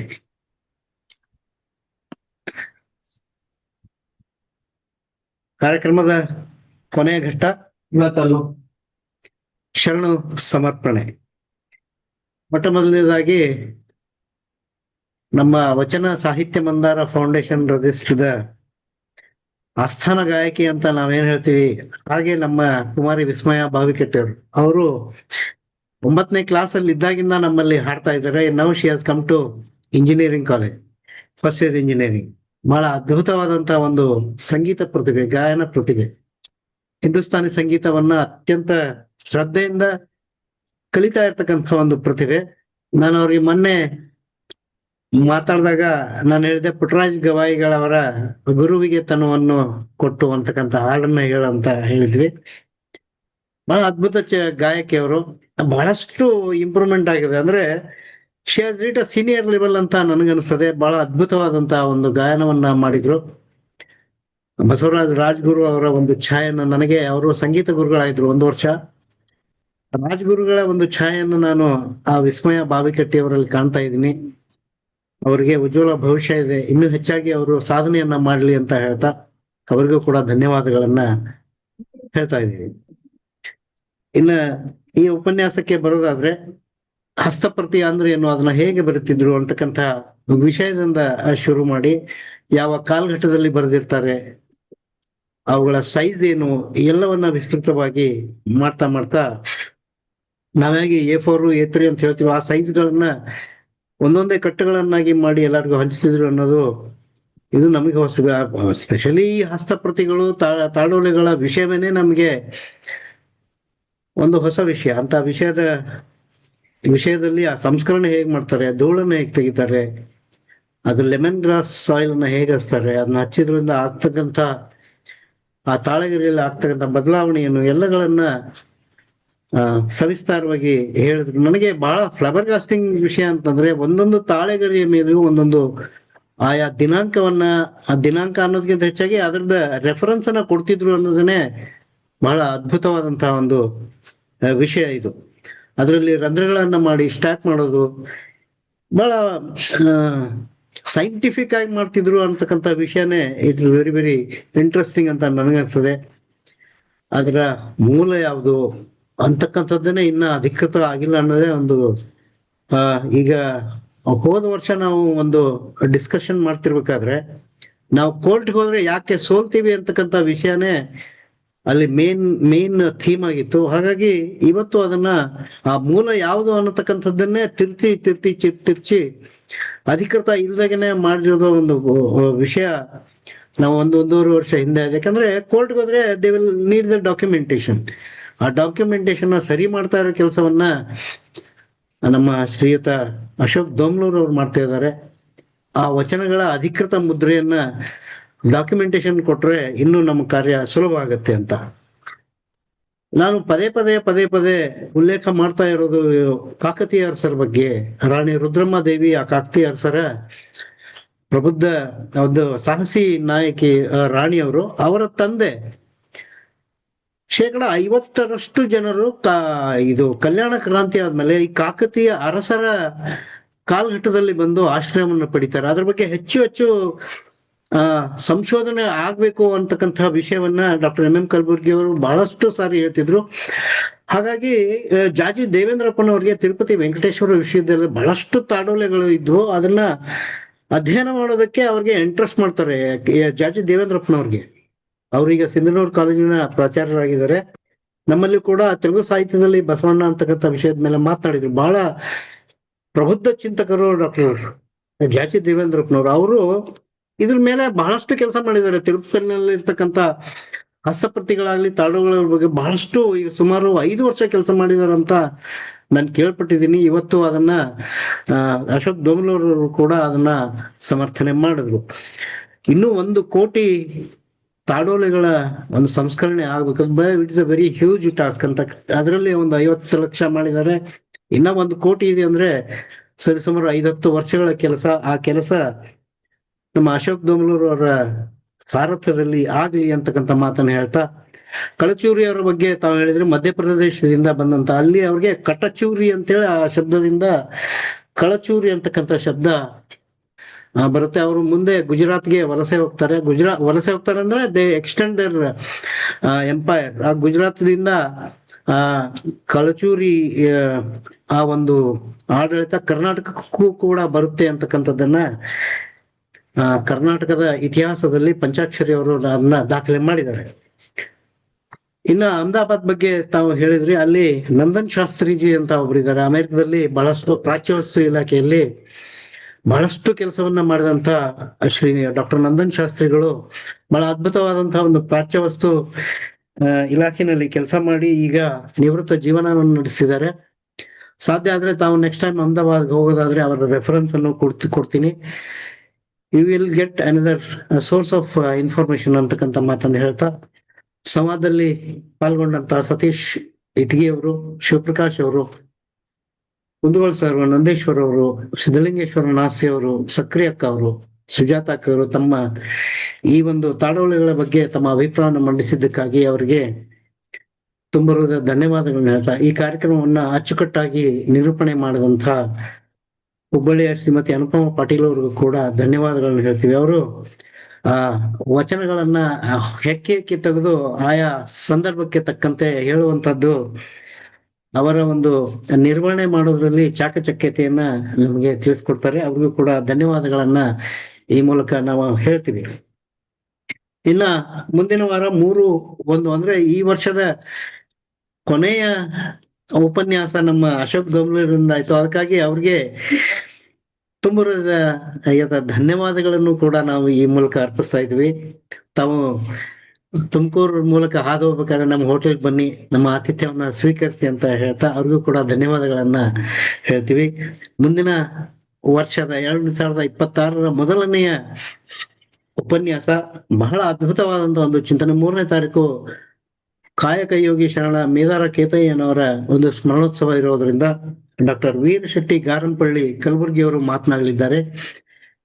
ಹೀಗೇನೆ ನಾವು ಎಲ್ಲರೂ ಸೇರ್ಕೊಂಡು ಈ ವಚನ ಸಾಹಿತ್ಯದ ತೇರನ್ನ ಎಳೆಯುವಂತಹ ಒಂದು ಜವಾಬ್ದಾರಿಯನ್ನ ಮಾಡೋಣ ಅಂತ ಹೇಳ್ತಾ ನನ್ನ ಶರಣು ಸಮರ್ಪಣೆಗೆ ವಿರಾಮವನ್ನು ಹೇಳ್ತೇನೆ. ಮಗದೊಮ್ಮೆ ಶರಣ ಶ್ರೀ ಅಶೋಕ್ ದೊಮ್ಲೂರ್ ಅವ್ರಿಗೆ ಧನ್ಯವಾದಗಳು ಹೇಳ್ತಾ ನನ್ನ ಶರಣು ಸಮರ್ಪಣೆ ವಿರಾಮವನ್ನು ಹೇಳ್ತೇನೆ. ಶರಣು ಶರಣಾರ್ಥಿಗಳು. ಇವರಿಗೆ ಶಿವಪ್ರಕಾಶ್ ಅವರಿಗೆ ಸಂಚಾಲಕರಾಗಿ ನಮ್ಮ ಒಂದು ಹೇಳ್ಬೇಕಲ್ಲ. ಶಿವಪ್ರಕಾಶ್ ಅವರನ್ನ ಅವ್ರಿಗೆ ಮತ್ತೊಂದು ಹೊಸ ಜವಾಬ್ದಾರಿಯನ್ನ ನಮ್ಮ ವಚನ ಸಾಹಿತ್ಯ ಮಂದಾರ ಫೌಂಡೇಶನ್ ವತಿಯಿಂದ ಕೊಡ್ತಾ ಇದೀವಿ. ನಮ್ಮ ಅಂತರ್ಜಾಲ ಉಪನ್ಯಾಸ ಮಾಲಿಕೆಯ ಸಂಚಾಲಕರನ್ನಾಗಿ ಅವರನ್ನ ನೇಮಕ ಮಾಡಿದ್ದಕ್ಕಾಗಿ ನಮಗೆ ಬಹಳಷ್ಟು ಹೆಮ್ಮೆ ಅನಿಸ್ತದೆ. ಯಾಕಂದ್ರೆ ಶರಣ ಸಾಹಿತ್ಯದಲ್ಲಿ ತಮ್ಮನ್ನು ತಾವು ಅತ್ಯಂತ ಶ್ರದ್ಧೆಯಿಂದ ತೊಡಗಿಸಿಕೊಂಡದ್ದಕ್ಕಾಗಿ ಅವ್ರಿಗೆ ಕೃತಜ್ಞತೆಗಳನ್ನು ಕೂಡ ಅರ್ಪಿಸ್ತಾ ಇದ್ದೀವಿ. ಥ್ಯಾಂಕ್ ಯು ಶಿವಪ್ರಕಾಶ್ ಅವರೇ. ನಮಸ್ಕಾರ ಸರ್. ನನಗೆ ಶರಣ ಶರಣಾರ್ಥಿಗಳು. ಈ ಕ್ಷಣದಲ್ಲಿ ನನ್ಗೆ ಅನಿಸ್ತಾ ಇರೋದು ಅಂದ್ರೆ ಹೂವಿನೊಟ್ಟಿಗೆ ನಾನು ಕೂಡ ಸ್ವರ್ಗಕ್ಕೆ ಹೋಗ್ತಾ ಇದ್ದೆ ಅಂತ ಹೇಳಿ.